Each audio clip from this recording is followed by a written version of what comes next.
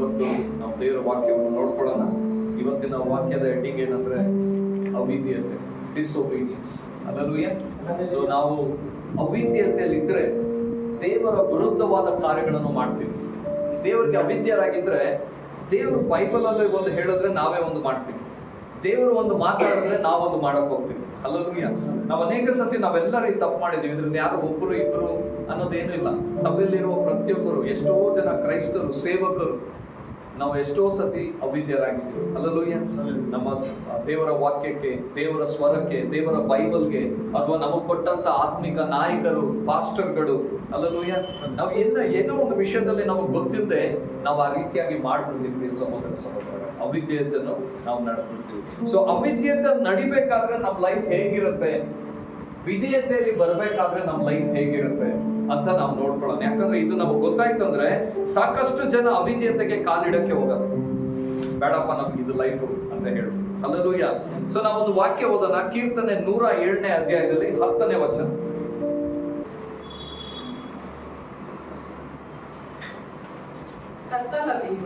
ಕತ್ತಲಲ್ಲಿಯೂ ಘೋರಾಂಧಕಾರದಲ್ಲಿಯೂ ಇಲ್ಲಿ ಯಾರನ್ನೋ ಕೆಲವು ಜನರನ್ನ ದೇವರು ಹೇಳ್ತಾ ಇದ್ದಾರೆ, ವಾಕ್ಯದಲ್ಲಿ ಹೇಳ್ತಾ ಇದ್ದಾರೆ. ಏನಂತ ಹೇಳ್ತಾ ಇದ್ದಾರೆ ಅಂದ್ರೆ, ಅವರ ಕತ್ತಲಲ್ಲಿ ಇದ್ರಂದ್ರೆ, ಕತ್ತಲಲ್ಲಿ ಅಂದ್ರೆ ಏನು, ಕಷ್ಟ, ನೋವು, ಮುಂದೆ ಹೇಗೆ ಹೊರಗೆ ಬರೋದು ಅಂತ ಗೊತ್ತಿಲ್ಲದೆ ಸಿಕ್ಕಾಕೊಂಡಿದ್ರು, ಕತ್ತಲಲ್ಲಿ ಇದ್ರು. ಆಮೇಲೆ ಘೋರಾಂಧಕಾರದಲ್ಲಿ, ಹಲ್ಲೆಲೂಯಾ, ಘೋರಾಂಧಕಾರದಂದ್ರೆ ಮರಣದ ಕಣಿವೆ ಹತ್ರ ಇದೆ. ಹಲ್ಲೆಲೂಯಾ. ಆಮೇಲೆ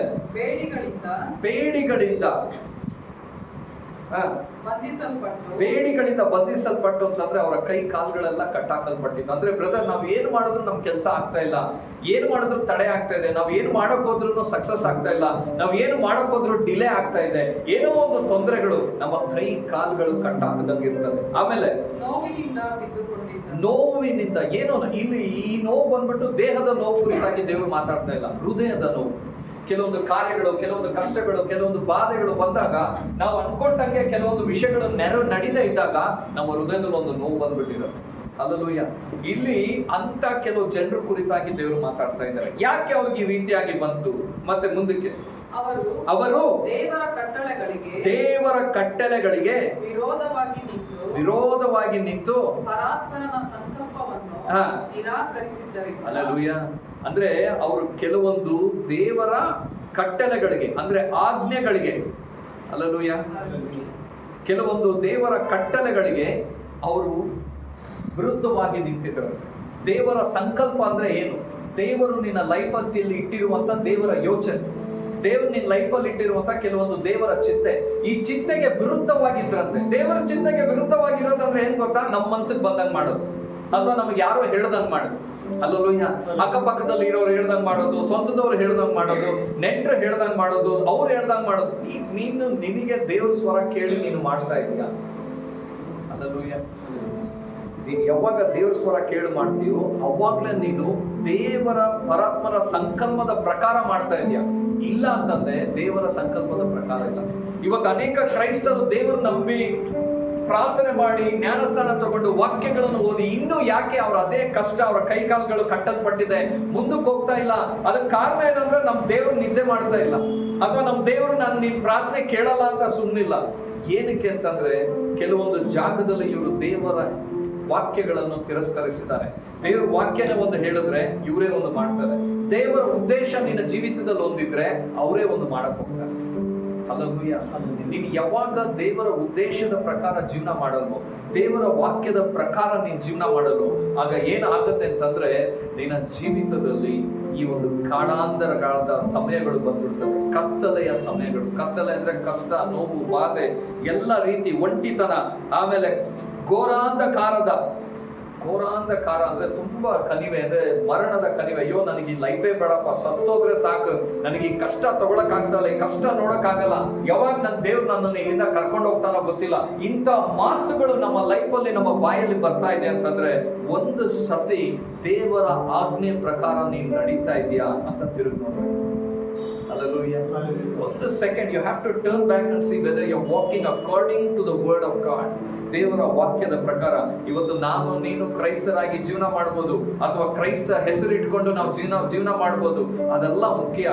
ನೀನು ದೇವರಿಗೆ ಸ್ವರಕ್ಕೆ ಕಿವಿ ಕೊಡ್ತಾ ಇದೀಯಾ? So many people we have left it. ಎಷ್ಟೋ ಜನ ನಾವು ಆ ತರ ನಡೀತಾನೆ ಇಲ್ಲ. ಆದ ಕಾರಣ ಏನಾಯ್ತು? ಆಮೇಲೆ ಆತನು ಅವರನ್ನು ಕಷ್ಟಗಳಿಂದ ಕುಗ್ಗಿಸಿದನು. ಆತನು, ಯಾರು ಆತನು ಅಂದ್ರೆ ದೇವರು. ಹಲ್ಲೆಲೂಯಾ. ದೇವರ ಕೃಪೆ, ದೇವರು ಕೆಲವೊಂದು ಕೃಪೆ ನಮ್ಮ ಮೇಲೆ ಇಟ್ಟಿರೋದ್ರಿಂದ ನಮ್ಮನ್ನ ಸಾಯಿಸ್ತಾ ಇಲ್ಲ, ನಮ್ಮನ್ನ ಮರಣಕ್ಕೆ ಒಳಪಡಿಸ್ತಾ ಇಲ್ಲ. ಆದ್ರೆ ಕೆಲವೊಂದು ನೋವುಗಳು ಅನುಮತಿ ಕೊಟ್ಟಿರ್ತಾರೆ. ಹಲ್ಲೆಲೂಯಾ. ಕೆಲವು ನೋವುಗಳು ಬಿಡುಗಡೆ ಆಗ್ತದೆ. ನಾನು ಹೇಳದ್ನಲ್ಲ, ತಪ್ಪಿ ಹೋದ ಮಗನು ಮನೆಯಿಂದ ಹೊರಗೆ ಹೋಗ್ತಾನೆ. ನಾವು ತಂದೆ ಹತ್ರ ನಿಂದೆಲ್ಲ ನನಗೆ ಕೊಡು, ನಂದೆಲ್ಲ ನನಗೆ ಕೊಡು, ನಾನು ಹೋಗ್ತೀನಿ ಅಂತಾನೆ. ಅಪ್ಪ ಕೊಟ್ಬಿಡ್ತಾರೆ ಹೋಗು ಅಂತೇಳಿ. ಆಯ್ತು ಹೋಗಪ್ಪ, ದೂರ ಹೋಗಿ ಎಲ್ಲಾನ ಜೀವನ ಮಾಡ್ಕೊ. ಅವನೇನ್ ಮಾಡ್ತಾನೆ? ಎಲ್ಲ ಆಸ್ತಿಗಳನ್ನ ತಗೊಂಡು ಎಲ್ಲೋ ದೂರದ ದೇಶಕ್ಕೆ ಹೋಗಿ ಜೀವನ ಮಾಡ್ತಾನೆ. ಅಪ್ಪ ಏನು ಹೇಳಲ್ಲ ಅವನಿಗೆ. ಅಪ್ಪ ಅವನಿಗೆ ಕಷ್ಟ ಕೊಡಲ್ಲ, ಅಪ್ಪ ಅವನಿಗೆ ನೋವು ಮಾಡಲ್ಲ, ಅಪ್ಪ ಅವನಿಗೆ ತೊಂದರೆ ಪಡಿಸಲ್ಲ. ಆದ್ರೆ ಇನ್ನೊಬ್ಬ ಅಲ್ಲಿ ಕಾಯ್ತಾ ಇರ್ತಾನೆ. ಅವನೇನ್ ಮಾಡ್ತಾನಂದ್ರೆ, ಬಾರ ನಿನಗೆ ನಾನು ಕಾಯ್ತಾ ಇದ್ದೆ ಅಂತ ಕರ್ಕೊಂಡು ಹೋಗ ಅವನ ಹಂದಿಗಳು ತಿನ್ನುವಂತೆ ಮಾಡ್ತಾನೆ. ಅಪ್ಪ ಮಾಡಿದ್ರ ಇನ್ನೊಬ್ಬ ಕಾಯ್ತಾ ಇರ್ತಾನೆ. ನೀನು ಅಷ್ಟೇ. ನೀನು ಯಾವಾಗ ದೇವರ ಚಿಂತೆಗೆ ಅನುಸಾರವಾಗಿ ನಡೆದಿರ, ನೀನು ಇಷ್ಟ ಬಂದಿದ್ದು ನೀನು ಮಾಡಕ್ ಹೋಗ್ತೀಯೋ, ಇಮ್ಮಿಡಿಯೇಟ್ ಆಗಿ ದೇವ್ರ ವಾಕ್ಯ, ದೇವ್ರು ಏನ್ ಮಾಡ್ತಾರೆ ಅಂದ್ರೆ ಸುಮ್ಮನೆ ಆಗ್ಬಿಡ್ತಾರೆ.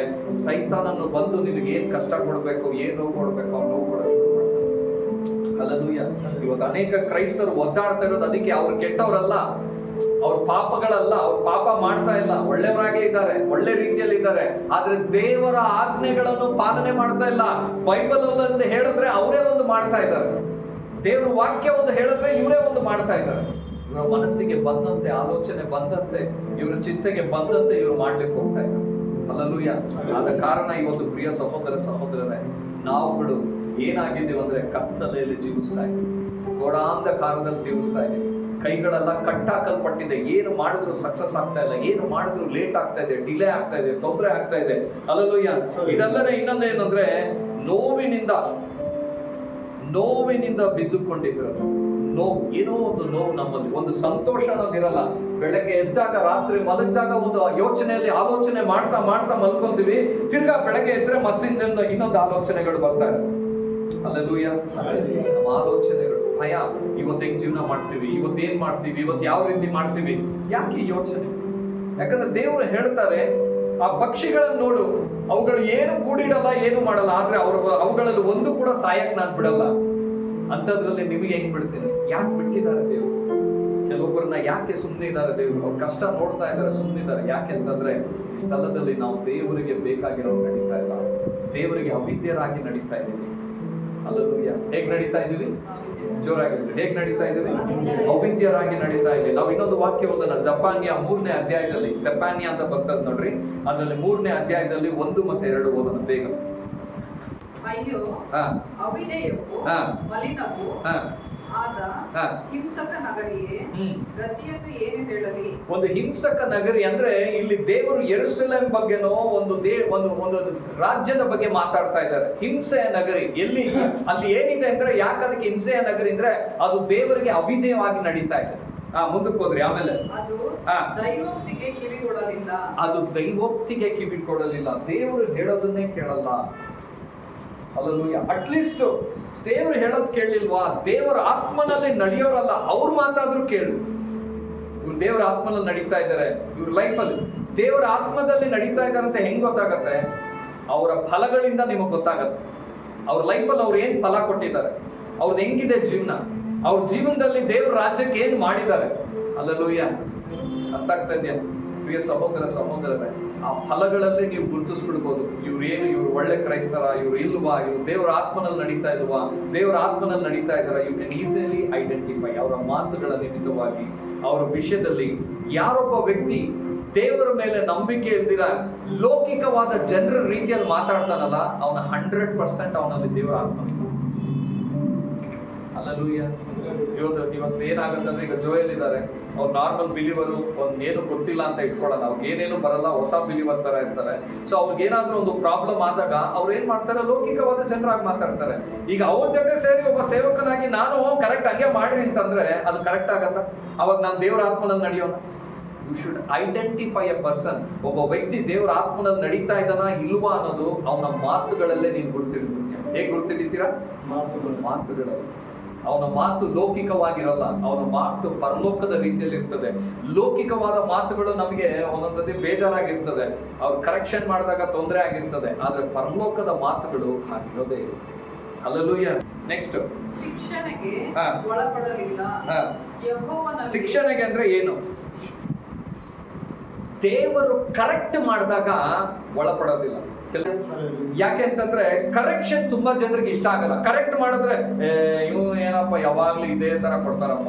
ಆದ್ರೆ ನಿಮಗ್ ಗೊತ್ತಿಲ್ಲ, ಕರೆಕ್ಷನ್ ದೇವರ ಆತ್ಮನಿಗೆ ಬೇಕಾಗಿರೋದು. ನೀನ್ ಪ್ರತಿ ವಾರ ಬಂದಾಗ ನಿನ್ನನ್ನ ಕರೆಕ್ಟ್ ಮಾಡೋರು ಒಬ್ರು ಇತ್ತಂದ್ರೆ ನೀನು ಪರಲೋಕ ಬೇಗ ಹೋಗ್ತೀವಿ.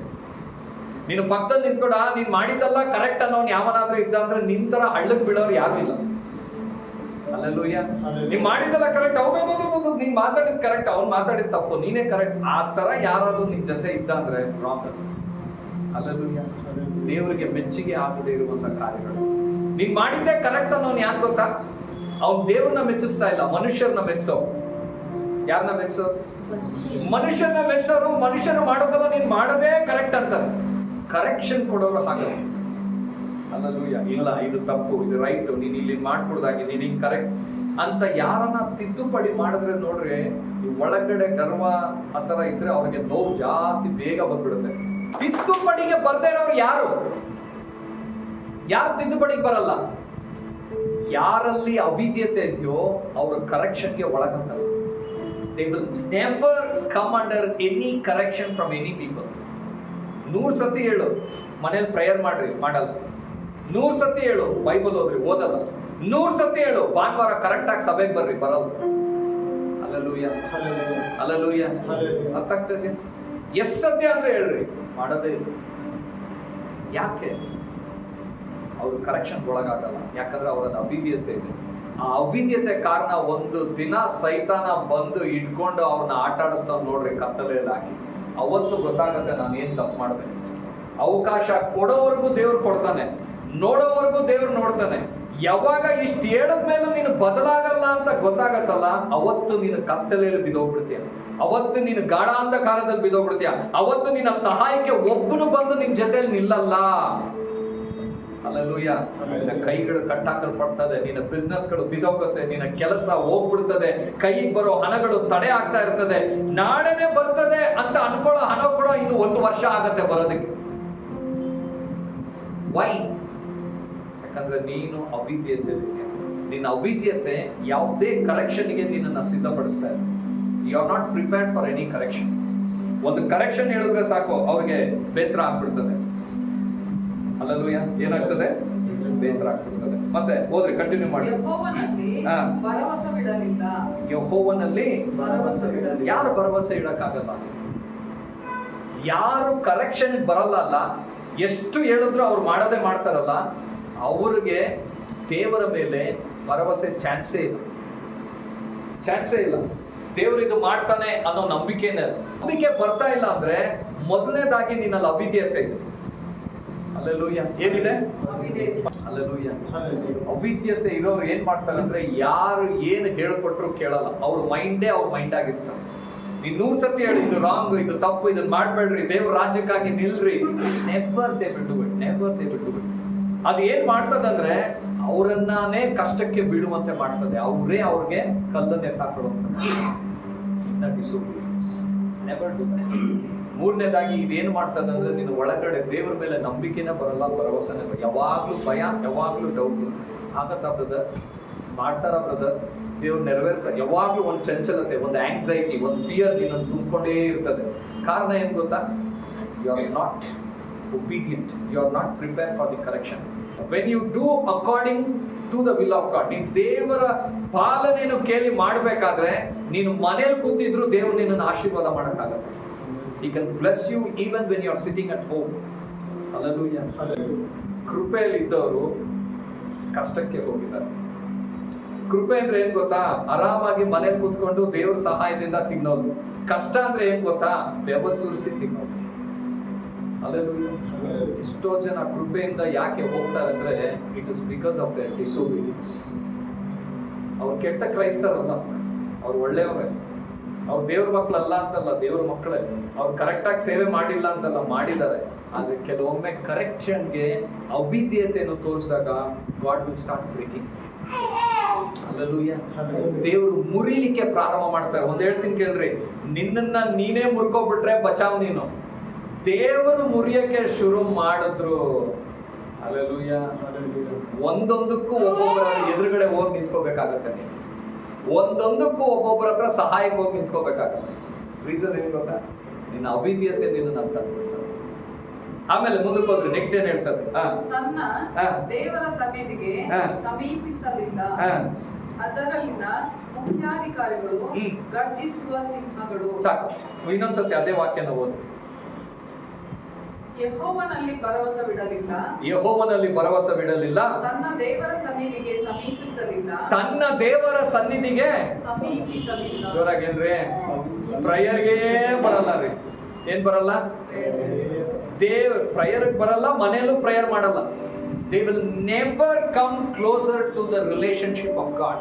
ದೇವರ ಪ್ರಸನ್ನತೆಗೆ ನೀನು ಬರಲಿಲ್ಲ, ದೇವರು ನಿನ್ನನ್ನು ಹೆಂಗ್ರಿ ಬೇಡಿಯಿಂದ ಬಿಚ್ಚೋದು, ಹೇಗ್ರಿ ನೀನು ಎಲ್ಲದಿಂದ ಬಿಚ್ಚೋದು? How will God do it? ನಿನ್ನ ಅವಿದ್ಯತೆ ನಿನ್ನನ್ನು ದೇವರ ಪ್ರಸನ್ನತೆಗೆ ಬರಕ್ಕೆ ಬಿಡಲ್ಲ. You can never come inside the presence of God. ಅರ್ಥ ಆಗ್ತಾ ಇದೆಯಾ? ದೇವರು ನೀನು ಸಮೀಪಕ್ಕೆ ಹೋದ್ರೇನೆ ದೇವ್ರು ನಿನ್ನ ಕಾರ್ಯ ಮಾಡ್ತಾರೆ. ದೇವರಿಗೆ ಸಮೀಪ ಹೋಗದೇ ಇರೋನಿಗೆ ಯಾಕೆ ಅವ್ನು ದೇವ್ರ ಸಮೀಪ ಹೋಗ್ತಾ ಇಲ್ಲ ಅಂತಂದ್ರೆ, ಅವನ ದೇವ್ರ ಮೇಲಲ್ಲ ನಂಬಿಕೆ, ಮನುಷ್ಯರ ಮೇಲೆ ನಂಬಿಕೆ. ದೇವರ ಸಮೀಪಕ್ಕೆ ಬರ್ದೇ ಇರೋರು ಮನುಷ್ಯರನ್ನ ನಂಬೋರು. ದೇವರ ಸಮೀಪಕ್ಕೆ ಬರ್ದೇ ಇರೋರು ಲೌಕಿಕವಾದ ವಿಷಯಗಳನ್ನು ನಂಬೋರು. ದೇವರ ಸಮೀಪಕ್ಕೆ ಬರ್ದೇ ಇರೋರು ದೇವರ ಜೊತೆ ನಡೆಯಕ್ಕೆ ಆಗಲ್ಲ ರೀ. They can not even walk with god. ನೀನ್ ದೇವರೊಟ್ಟಿಗೆ ನಡೀದಿರಾ, ಕರೆಕ್ಷನ್ ಮಾಡ್ಕೊಳ್ತೀರಾ, ದೇವರ ಆತ್ಮನಿಂದ ತುಂಬಿಸಲ್ಪಡ್ತೀರಾ, ಅವಿದ್ಯತೆಯಲ್ಲಿ ದೇವರಿಗೆ ಬೇಕಾಗಿರುವ ಸಂಕಲ್ಪಗಳನ್ನು ನೆರವೇರಿಸ್ತಿಲ್ಲ, ದೇವರು ನನ್ನನ್ನು ಆಶೀರ್ವದಿಸ್ತಾರೆ, ನನ್ನನ್ನು ಕತ್ತಲೆಯಿಂದ ಹೊರಗೆ ತೆಗಿತಾರೆ, ನನ್ನನ್ನು ಸಾಲದಿಂದ ಬಿಡುಗಡೆ ಮಾಡ್ತಾರೆ, ನನ್ನನ್ನು ಮರಣಕರ ಕಷ್ಟಗಳಿಂದ ಹೊರಗೆ ತಗೋಬರ್ತಾರೆ, ನನ್ನ ಕೈಗಳಲ್ಲಿ ಬೇಡಿಗಳನ್ನು ಬಿಚ್ತಾರೆ, ನಾನು ಮಾಡೋ ಕೆಲಸ ಎಲ್ಲ ಆಶೀರ್ವಾದ. ಹೆಂಗ್ರಿ ಹೇಳ್ತೀರಾ ನೀವು? ನಾನೇನಾದ್ರೂ ಬೈಬಲ್ ಇಂದ ಹೊರಗೆ ಮಾತಾಡ್ತಾ ಇದ್ದೀನ? ಬೈಬಲ್ ಅಲ್ಲಿ ಇರೋದೇ ಮಾತಾಡ್ತಾ ಇದ್ದೀನ? ಶ್ಯೂರ? ಕನ್ಫರ್ಮ್? ಮತ್ತೆ ದೇವರ ತಾನೇ ಹೇಳಿರೋದು. ದೇವರ ಚಿತ್ತೆ ಪ್ರಕಾರ ನಡೆದಿಲ್ಲ ಅಂದ್ರೆ ಗಾಢಾಂಧಕರ ಕಷ್ಟದಲ್ಲಿ ಕತ್ತಲೆಯಲ್ಲಿ ಬಿದ್ದಿರ್ತೀಯ ಅಂತ ಹೇಳಿ ಐ ಡಿಡ್ ಸೇ, ನಾನು ಹೇಳ್ತಾ ಇದ್ದೀನಿ. ಹಲ್ಲೆಲೂಯಾ. ಬ್ರದರ್ಸ್ ಅಂಡ್ ಸಿಸ್ಟರ್ಸ್, ನಾನು ನೀನು ದೇವರಲ್ಲಿ ಎಚ್ಚೆತ್ತುಕೊಳ್ಳಕ್ಕೆ ನಾವು ರೆಡಿ ಆಗ್ಬೇಕು. Hallelujah, hallelujah. ನಾವು ವಾಕ್ಯ ಓದೋಣ. ಕೀರ್ತನೆ 78ನೇ ಅಧ್ಯಾಯದಲ್ಲಿ 8ನೇ ವಚನ, ಬೇಗ. ನನ್ನ ಮಹತ್ ಕಾರ್ಯಗಳನ್ನು ಮರೆಯದೆ ನನ್ನಲ್ಲಿಯೇ ಭರವಸವಿಟ್ಟು ನನ್ನ ಆಜ್ಞೆಗಳನ್ನು ಕೈಕೊಂಡಾರು ಎಂಬುದೇ. ಆಗ ಅವರು ಮೊಂಡರು, ಅವಿಧೇಯರು. ಮೊಂಡರು, ಅವಿಧೇಯರಿಗೆ ಇನ್ನೊಂದು ಅರ್ಥ ಏನ್ ಗೊತ್ತಾ? ಅವಿಧೇಯರಿಗೆ ಇನ್ನೊಂದು ಅರ್ಥ ಏನ್ ಗೊತ್ತಾ? ಮೊಂಡರು. ನೀನ್ ಏನಾದ್ರೂ ಹೇಳ್ಕೊ, ನೀನ್ ಎಷ್ಟನ ಮಾತಾಡ್ಕೊ, ಯಾವ ರೀತಿ ಆದ್ರೂ ಮೆಸೇಜ್ ಕೊಡು, ನಾನ್ ಬಂಡೆ, ನಾನ್ ಮನ್ಸು ಬಂದಿದೆ ನಾನು ಮಾಡ್ತೀನಿ, ಹಲ್ಲೆಲೂಯಾ, ನನ್ನ ಕೈಯಲ್ಲಿ ಆಗಿದೆ ನಾನು ಮಾಡ್ತೀನಿ, ನೀನ್ ಹೇಳಕ್ ನಾನು ಕೇಳಲ್ಲ. ದೇವ್ರ 1000 ಹೇಳಲಿ, ಅವ್ರಿಗೇನ್ ಗೊತ್ತು? ಅವ್ರಿಗೆ ಏನ್ ಗೊತ್ತು? ನಾನು ಮಾಡೋದೇ ನಾನು ಮಾಡ್ತೀನಿ. ಮೊಂಡತನ ಇರ್ತಾರೆ, ಮೊಂಡರಾಗಿರ್ತಾರೆ. ಅವ್ರ ಸ್ವಭಾವವನ್ನು ಇಟ್ಕೊಂಡೆ ನೀವು ಅರ್ಥ ಮಾಡ್ಕೊಬಿಡ್ಬೋದು ಇವ್ರು ಎಷ್ಟು ಮೊಂಡತನದಲ್ಲಿದ್ದಾರೆ, ಇವ್ರಿಗೆ ಎಷ್ಟು ವಾಟ್ ಯು ಕಾಲ್ ಸ್ಟಬನ್ನೆಸ್ ಇದೆ. ಇಂಗ್ಲಿಷಲ್ಲಿ ಸ್ಟಬನ್ ಅಂತಾರೆ. How stubborn they are. ಆಮೇಲೆ ಮೊಂಡರು, ಅವಿಧೇಯರು, ಚಪಲ ಚಿತ್ತರು, ದೇವದ್ರೋಹಿಗಳು ಆದ. ಏನು ದ್ರೋಹಿಗಳು? ದೇವದ್ರೋಹಿಗಳು. ನೀನು ಯಾವಾಗ ನಿನ್ನಲ್ಲಿ ಅವಿಧೇಯತೆ ಬರ್ತದಲ್ಲ, ನೀನು ದೇವರಿಗೆ ದ್ರೋಹಿ ಆಗ್ಬಿಡ್ತೀನಿ. You are an unfaithful person to the living God. ನಿನ್ನನ್ನು ಆರಿಸಿದ್ದಕ್ಕೆ ದೇವರು ರಿಗ್ರೆಟ್ ಮಾಡ್ತಾರೆ. ನಾನು ಯಾಕೆ ಇವನ್ನ ಹೋಗಿ ದೇವ್ರ ಮಗನಾಗ ಆರಿಸಿದೆ, ಇವನ್ ಪಕ್ಕದ ಮನೆಯವನ್ನ ಆರಿಸಿದ್ರೆ ಆದ್ರೂ ನನಗೇನಾದ್ರೂ ಯೂಸ್ ಆಗ್ತಾ ಇತ್ತು, ಇವ್ರನ್ನ ಆರಿಸಿ ಯೂಸೇ ಇಲ್ಲಪ್ಪ, ಏನು ಮಾಡಲ್ಲ ನನಗಾಗಿ, ಬರೀ ಅವರು ಅವ್ರ ಲೈಫು, ಅವ್ರು ತಿನ್ನೋದು, ಅವ್ರು ಬದುಕೋದು, ಅವ್ರ ಬಟ್ಟೆ ಹಾಕೋದು, ಬಾಡಿಗೆ ಕಟ್ಟೋದು, ಅವ್ರ ಸಾಲ ತೀರ್ಸೋದು, ಇಷ್ಟೇ ಆಗ್ಬಿಟ್ಟಿದೆ. ಇವನನ್ನ ಬಿಟ್ಟು ಇನ್ನೊಬ್ಬನ ಆರಿಸಿದ್ರೆ ನಾನು ರಾಜ್ಯದ ಬಗ್ಗೆ ಯೋಚನೆ ಮಾಡ್ತಾ ಇದ್ದ, ನಾಶಿಸುವಾಗ ಆತ್ಮಗಳ ಬಗ್ಗೆ ಆ ಯೋಚನೆ ಮಾಡ್ತಾ ಇದ್ದ. ಇವ್ರನ್ನ ಯೋಚನೆ ಇಲ್ಲ. ಆಮೇಲೆ ಮುಂದಕ್ಕೆ ಹೋದ್ರಿ. ದೇವದ್ರೋಹಿಗಳು ಆದ ನಮ್ಮ ಪೂರ್ವಿಕರಂತಾಗದೆ ನನ್ನ ಮಹತ್ ಕಾರ್ಯಗಳನ್ನು ಮರೆಯದೆ ನನ್ನಲ್ಲಿಯೇ ಭರವಸೆ ಬಿಟ್ಟು ನನ್ನ ಆಜ್ಞೆಗಳನ್ನು ಕೈಕೊಂಡಾರು ಎಂಬುದೇ. ದೇವರಲ್ಲಿಯೇ ಭರವಸೆ ಬಿಟ್ಟು ದೇವರ ಆಜ್ಞೆಗಳನ್ನು ಕೈಕೊಂಡ. ದೇವರಲ್ಲಿಯೇ ಭರವಸೆ ಬಿಟ್ಟು ದೇವರ ಆಜ್ಞೆಗಳನ್ನು ಕೈಕೊಂಡ. ಅದು ದೇವರ ಕಾರ್ಯ. ಅಂಥವ್ರಿಗೆ ದೇವರು ಅದ್ಭುತ ಮಾಡ್ತಾರೆ. ಅಂಥವ್ರ ಜೀವಿತದಲ್ಲಿ ಎಂಥ ಕಷ್ಟಗಳು, ಮರಣಕರ ವ್ಯಾಧಿ ಬಂದರೂ ದೇವರು ಕಾಪಾಡ್ತಾರೆ. ಶದ್ರಕ್ ಮೇಷಕ್ ಅಬೇದ್ನೆಗೋ ಅವ್ರನ್ನ ತಗೊಂಡೋಗಿ ಬೆಂಕಿಗೆ ಹಾಕ್ಬೇಕಾಗಿದೆ. ಮರಣದಕರ ಸಮಯ, ಸಿಚುವೇಶನ್ ಬಹಳ ಡೇಂಜರ್ ಆಗಿದೆ. ಅಲ್ಲಿ ಎಲ್ಲರೂ ಕೂತಿದೆ. ಎಲ್ಲ ರಾಜರು ಹೇಳ್ತಾರೆ, ಎಲ್ಲರೂ ಯಾರೆಲ್ಲ ಇದಕ್ಕೆ ಅಡ್ಡ ಬೀಳಲ್ವೋ ಎಲ್ಲರನ್ನು ಬೆಂಕಿಗೆ ಹಾಕು. ಇವ್ರು ಹೇಳ್ತಾರೆ, ನೋ ಪ್ರಾಬ್ಲಮ್, ನಾವು ಬೀಳಲ್ಲ. ಮರಣಕ್ಕೂ ರೆಡಿ ಆಗಿದ್ದಾರೆ.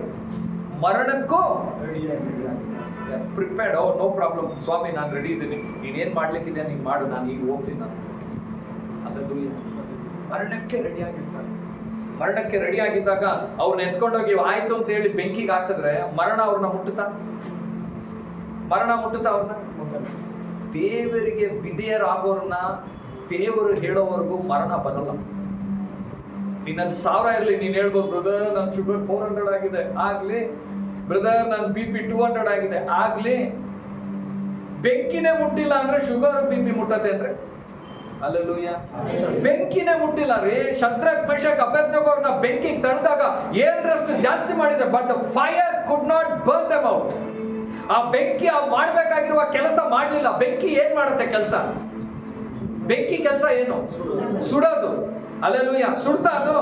ಸುಟ್ಟಿಲ್ಲ. ಸುಟ್ಟಿಲ್ಲ ಅಂದ್ರೆ ನಿನ್ ದೇಹದಲ್ಲಿ ಬರುವಂತ ರೋಗಗಳು ನಿನ್ ದೇಹಕ್ಕೆ ಏನು ಮಾಡಲ್ಲ. ಅದು ಶುಗರ್ ಆಗ್ಲಿ, BP ಆಗ್ಲಿ, ಥೈರಾಯ್ಡ್ ಆಗ್ಲಿ, ಕ್ಯಾನ್ಸರ್ ಆಗ್ಲಿ, it can never touch your flesh. ಯಾಕೆ ಗೊತ್ತಾ?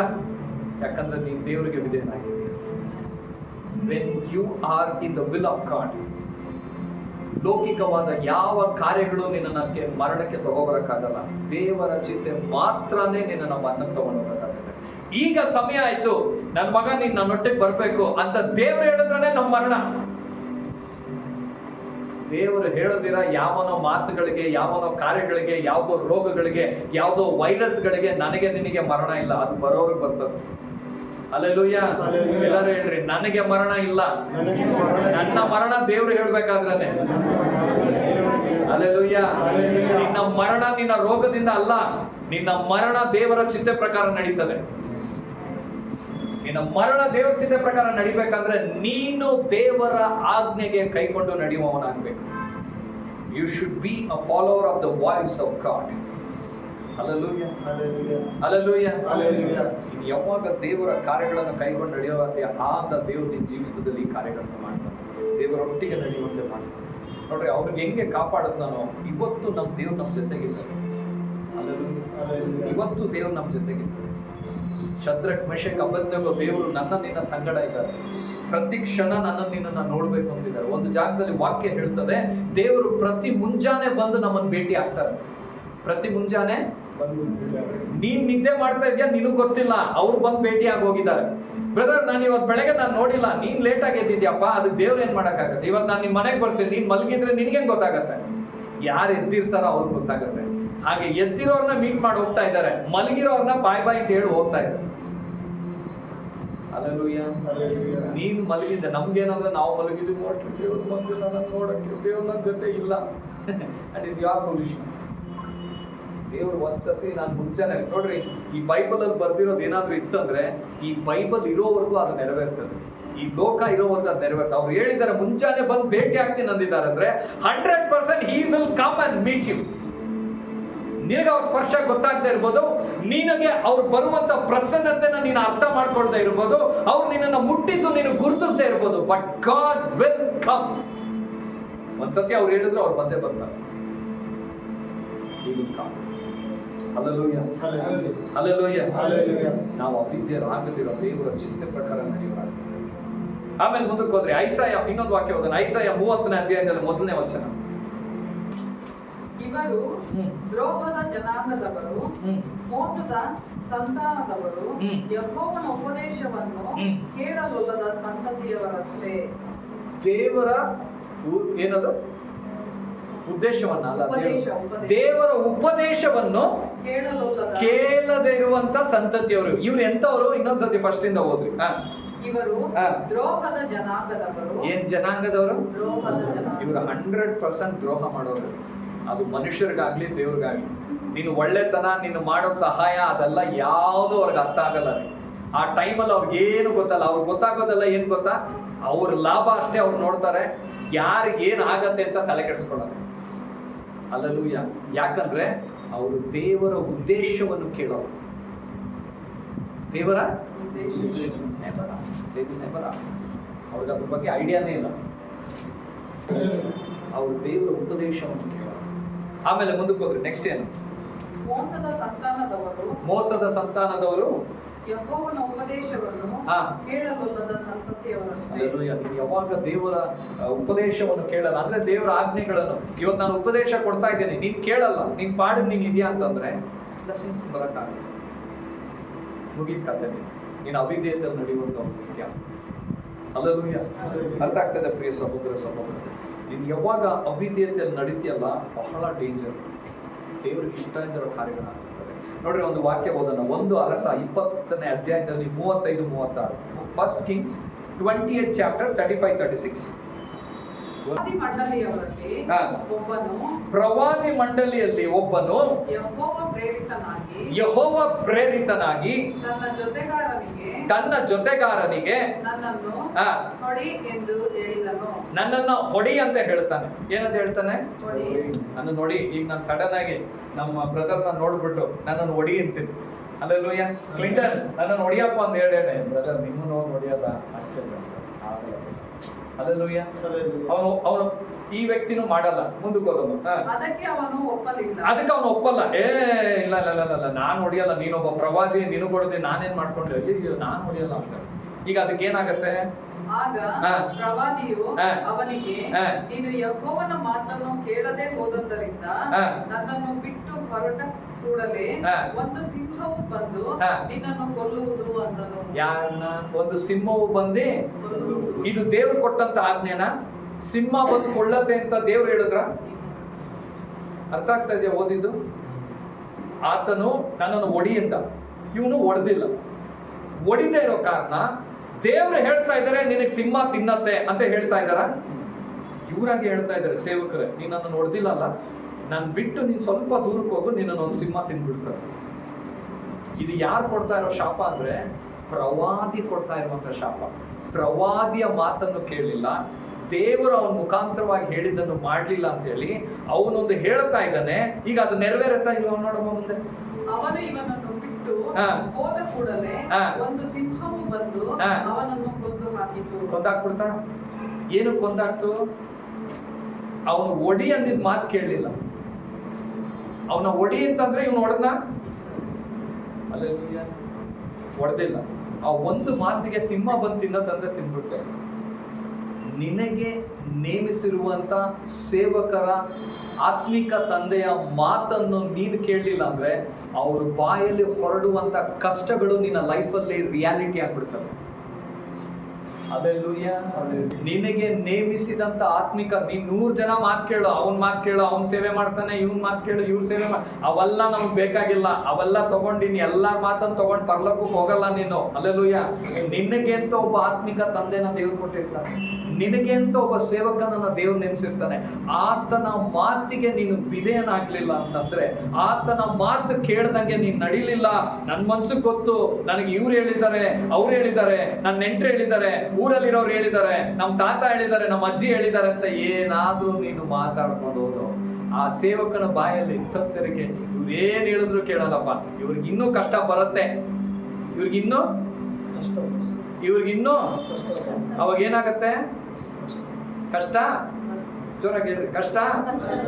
ಹಲ್ಲೆಲೂಯಾ. ನೆನಪಲ್ಲಿ ಇಟ್ಕೊಡಿ. ದೇವರು ಸುಮ್ಮನೆ ಒಬ್ಬರನ್ನ ನೇಮಿಸಿ ಅವ್ರಿಗೆ ಅಧಿಕಾರ ಕೊಟ್ಟು ನಿಮಗೆ ಪಾಸ್ಟರ್ ಆಗಿ ನೇಮಿಸಲ್ಲ. ಅವ್ರನ್ನ ನೇಮಿಸಿದಾರಂದ್ರೆ ಅಲ್ಲಿ ಅವ್ರನ್ನ ದೇವರ ಆತ್ಮನಿಂದ ಪ್ರೇರೇಪಿಸಲ್ಪಡ್ತಾ ಇರ್ತಾರೆ. He will be led by the Spirit of God. Hallelujah. ಅದಕ್ಕೆ ಯಾವ ವಿಷಯಗಳನ್ನು ಕೇರ್ಲೆಸ್ ಆಗಿ ತಗೊಂಡು ಏನೋ ಒಂದು ಮಾಡ್ತೀನಿ, ಹೆಂಗೋ ಜೀವಿಸ್ತೀನಿ ಅಂತ ಅನ್ಕೋಬೇಡ್ರಿ. ಆತನು ಹೇಳಿದಂತೆಯೇ ಅವನಿಂದ ದೂರ ಹೋದ ಕೂಡಲೇ ಸಿಂಹ ಬಂದು ಕಚ್ಕೊಂಡು. ಒಂದು ಹೇಳಿದ್ದನ್ನು ಮಾಡೋದ್ ಕಲೀರಿ, ಇಲ್ಲ ಅಂದ್ರೆ ಅವರಿಂದ ದೂರ ಹೋಗ್ತಾ ಇರೋದಾದ್ರೆ ಕಲೀರಿ. ಎರಡರಲ್ಲೂ ನೀವು ಮಾಡ್ಲಿಲ್ಲ, ನಾನ್ ದೂರ ಹೋಗ್ತೀನಿ, ನಾನು ಹೆಂಗೋ ಜೀವನ ಮಾಡ್ತೀನಿ, ನಾನು ಯಾಕೆ ಇವ್ನ ಮಾತು ಕೇಳೋದು, ಬರ್ತದೆ ಸಿಂಹ. ಹಲ್ಲೆಲೂಯಾ. ಬೈಬಲ್ ಪ್ರಕಾರ ಸಿಂಹ ಯಾವ್ದಕ್ಕೆ ಹೋಲಿಕೆ ಆಗತ್ತಂದ್ರೆ, ಒಂದು ಯೇಸು ಸ್ವಾಮಿಗೆ, ಇನ್ನೊಂದು ಸೈತಾನಗೆ. ಹಲ್ಲೆಲೂಯಾ. ಏನಾಗ್ತದೆ ಅವಾಗ ನೀವೇ ಯೋಚನೆ ಮಾಡಿ, ನಿಮ್ಮ ಸ್ಥಿತಿಗತಿ ಇನ್ನೂ ಘೋರವಾಗ್ಬಿಡ್ತದೆ. ದೇವರು ಸುಮ್ಮನೆ ಆಶೀರ್ವಾದ ಮಾಡಲ್ಲ, ನಿನ್ನ ವಿಧೇಯತೆಗೆ ದೇವರು ಆಶೀರ್ವಾದ ಮಾಡುವಂತ. ನಿನ್ನ ಒಬಿಡಿಯನ್ಸ್ ಅನ್ನ ನೋಡ್ಬಿಟ್ಟ ಅಂದ್ರೆ ದೇವ್ರು, ಇಲ್ಲ ನನ್ನ ಮಗ ನನ್ನ ವಿಧೇಯತನಾಗಿದ್ದ, ನಾನು ಆಶೀರ್ವಾದ ಮಾಡ್ಲೇಬೇಕು, ನಾನು ಆಶೀರ್ವಾದ ಮಾಡ್ಲೇಬೇಕು. ರಾಹಾಬಳು ಅಂತ ಒಬ್ಳಿದ್ಲು, ಗೊತ್ತಾ ನಿಮಗೆ? ಹೆಸರು ಕೇಳಿದ್ದೀರಾ ರಾಹಾಬಳು ಅಂತ? ರಾಹಾಬಳು ಕೇಳಿದ್ದೀರಾ? ಅವಳು ಯಾರು ಗೊತ್ತಾ? ಎರಿಕೋ ಅಲ್ಲಿ ಇದ್ದಿದ್ದು. ಅವಳೊಂದು ವಿಭಚಾರಿ ಸ್ತ್ರೀ. ಏನವಳು? ಜೋರಾಗಿಲ್ರಿ. ಅವಳು ಏನವಳು? ವಿಭಚಾರ ಮಾಡ್ತಾ ಇದ್ಲು. She was an adultery woman. ಆ ವಿಭಚಾರ ಮಾಡ್ತಾ ಇದ್ದ ಅಂತ ರಾಹಾಬಳ ಇರುವಂತ ಸಮಯದಲ್ಲಿ ಇವರು ಇಸ್ರೇಲ್ ಜನರು ಎರಿಕೋನ ದಾಟಿ ಹೋಗ್ಬೇಕು. ಆದ್ರೆ ಹೋಗೋದಕ್ಕೆ ಎರಿಕೋ ಅವರು ಬಿಡ್ತಾ ಇಲ್ಲ, ಗೋಡೆ ಹಾಕ್ಬಿಟ್ಟಿದ್ದಾರೆ, ಗೇಟ್ ಹಾಕ್ಬಿಟ್ಟಿದ್ದಾರೆ, ಬಿಡೋಣ ಜಾಗ. ಯಾರೊಬ್ರು ಇಸ್ರೇಲ್ ಜನರಿಗೆ ನಾವು ದಾರಿ ಬಿಡ್ತೀವಿ ಹೋಗ್ರಿ ಅಂತ ಯಾರೊಬ್ರು ಬಿಟ್ಟಿಲ್ಲ. ಅಲ್ಲಿರುವ ರಾಜ ಬಿಟ್ಟಿಲ್ಲ, ಅಲ್ಲಿರುವಂತ ಮಾಟ ಮಂತ್ರದವರು ಹೋಗಿ ಹೇಳಿಲ್ಲ, ಬಿಟ್ಬಿಡ್ರಪ್ಪ ಕಷ್ಟ ಇದೆ, ದೇವ್ರು ಅವ್ರ ಜೊತೆಗಿದ್ದಾರೆ. ಯಾವ ಮಾಟ ಮಂತ್ರರು ಹೇಳಿಲ್ಲ, ಯಾವ ಜ್ಞಾನಿಗಳು ಅಯ್ಯೋ ಇವರೆಲ್ಲ ಗೆದ್ಕೊಂಡ್ ಬರ್ತಾ ಇದಾರೆ, ನಮ್ಮನ್ನು ಗೆದ್ದು ಬಿಡ್ತಾರೆ, ಬಿಟ್ಬಿಡೋಣ, ಯಾವ ಜ್ಞಾನಿಗಳು ಹೇಳಿಲ್ಲ. ಯಾರು ಇವ್ರು ಹೋಗೋದು ದೇವ್ರ ಚಿತ್ತನ ಇಲ್ವಾ? ಇಸ್ರೇಲ್ ಜನರು ಎರಿಕೋ ಗೋಡೆ ದಾಟ ಹೋಗೋದು ದೇವ್ರ ಚಿತ್ತ ತಾನೆ, ಹೌದಾ? ಅದಕ್ಕೆ ಯಾರು ಒಪ್ಲಿಲ್ಲ ರೀ, ಯಾವ ಎರಿಕೋದವರು ಒಪ್ಲಿಲ್ಲ. ಒಬ್ಳು ಯಾರಂದ್ರೆ ರಹಾಬಳು. ಅದಕ್ಕೆ ಅವಳೇನ್ ಮಾಡಿದ್ಲಂದ್ರೆ, ಯಾರಿಗೂ ಗೊತ್ತಿಲ್ಲದೆ ಇಸ್ರಾಯೇಲರಿಗೆ ಮನೆಯಲ್ಲಿ ಜಾಗ ಕೊಟ್ಟು ಅವ್ರನ್ನ ಸಾಯದೆ ಇರುವಂತೆ ಮಾಡಿ ಅವ್ರು ತಪ್ಪಿಸ್ಕೊಳ್ಳಕ್ಕೆ ಸಮಯ ಕೊಟ್ರ ಅವಳು ಜಾಗ ಕೊಟ್ಲ. ಅವಳೊಂದು ವಿಭಚಾರಿ. ಅವಳು ವಿಭಚಾರ ಪಾಪ ಮಾಡದೇ ಇರುವಂತ ಎರಿಕೋದಲ್ಲಿರೋರು ಎಲ್ಲರೂ ಸತ್ತೋದ್ರು. ಆದ್ರೆ ದೇವರ ಚಿಂತೆ ಪ್ರಕಾರ ದೇವರ ಮಕ್ಕಳಿಗೆ ಜಾಗ ಕೊಟ್ಟಂತ ರಾಹಾಬಳನ್ನು ಮಾತ್ರ ದೇವರು ಉಳಿಸಿದ್ದಾರೆ. ರೀ, ನೀನ್ ಶಾರೀರಿಕವಾಗಿ ಏನ್ ಮಾಡ್ತಾ ಇದ್ದೆ ಅನ್ನೋದೆಲ್ಲ ಮುಖ್ಯ, ನಿನ್ನ ಹೃದಯದಲ್ಲಿ ನೀನ್ ದೇವರ ಚಿಂತೆಯನ್ನು ನೆರವೇರಿಸ್ತಾ ಇದ್ದೆ ಅನ್ನೋದೇ ಮುಖ್ಯ. ಎಲ್ಲರೂ ಸತ್ತೋದ್ರು, ಮೆಜಿಷಿಯನ್ಸ್, ರಾಜರು, ಅಲ್ಲಿದ್ದಂತ ಜ್ಞಾನಿಗಳು, ಪಂಡಿತರು, ಓದಿರೋರು, ಓದ್ತಾ ಇರೋರು, ಯಾರೆಲ್ಲ ದೇವರ ಸಂಕಲ್ಪಕ್ಕೆ ದೇವರ ಚಿಂತೆಗೆ ಜಾಗ ಕೊಟ್ಟಿಲ್ವೋ, they were all dead. But only one lady, ಒಂದೇ ಹೆಂಗಸು ವಿಭಚಾರಿ, ಪಾಪ, ಶಾರೀರವಾಗಿ ಎಲ್ಲ ಕಳ್ಕೊಂಡಿದ್ದಾಳೆ, ಏನೂ ಇಲ್ಲ. ಎಲ್ಲ ಜನರು ಅವಳನ್ನ ಕೀಳಾಗಿ ನೋಡಿದ್ದಾರೆ, ಎಲ್ಲ ಜನರು ಅವಳನ್ನ ಪಾಪಿಯಾಗಿ ನೋಡಿದ್ದಾರೆ. ಆದ್ರೆ ಅವಳಿಗೆ ದೇವರ ಕಣ್ಣುಗಳು ಅವಳ ಮೇಲೆ ಬಿದ್ದಿ ದೇವರು ಜೋಶುವಾಗ ಅವಳನ್ನ ರಕ್ಷಿಸುವಂತೆ ಮಾಡ್ತಾ ಇದ್ದಾರೆ. ಒಂದ್ಸತಿ ಜೋರಾಗಿ ಚಪ್ಪಾಳೆ.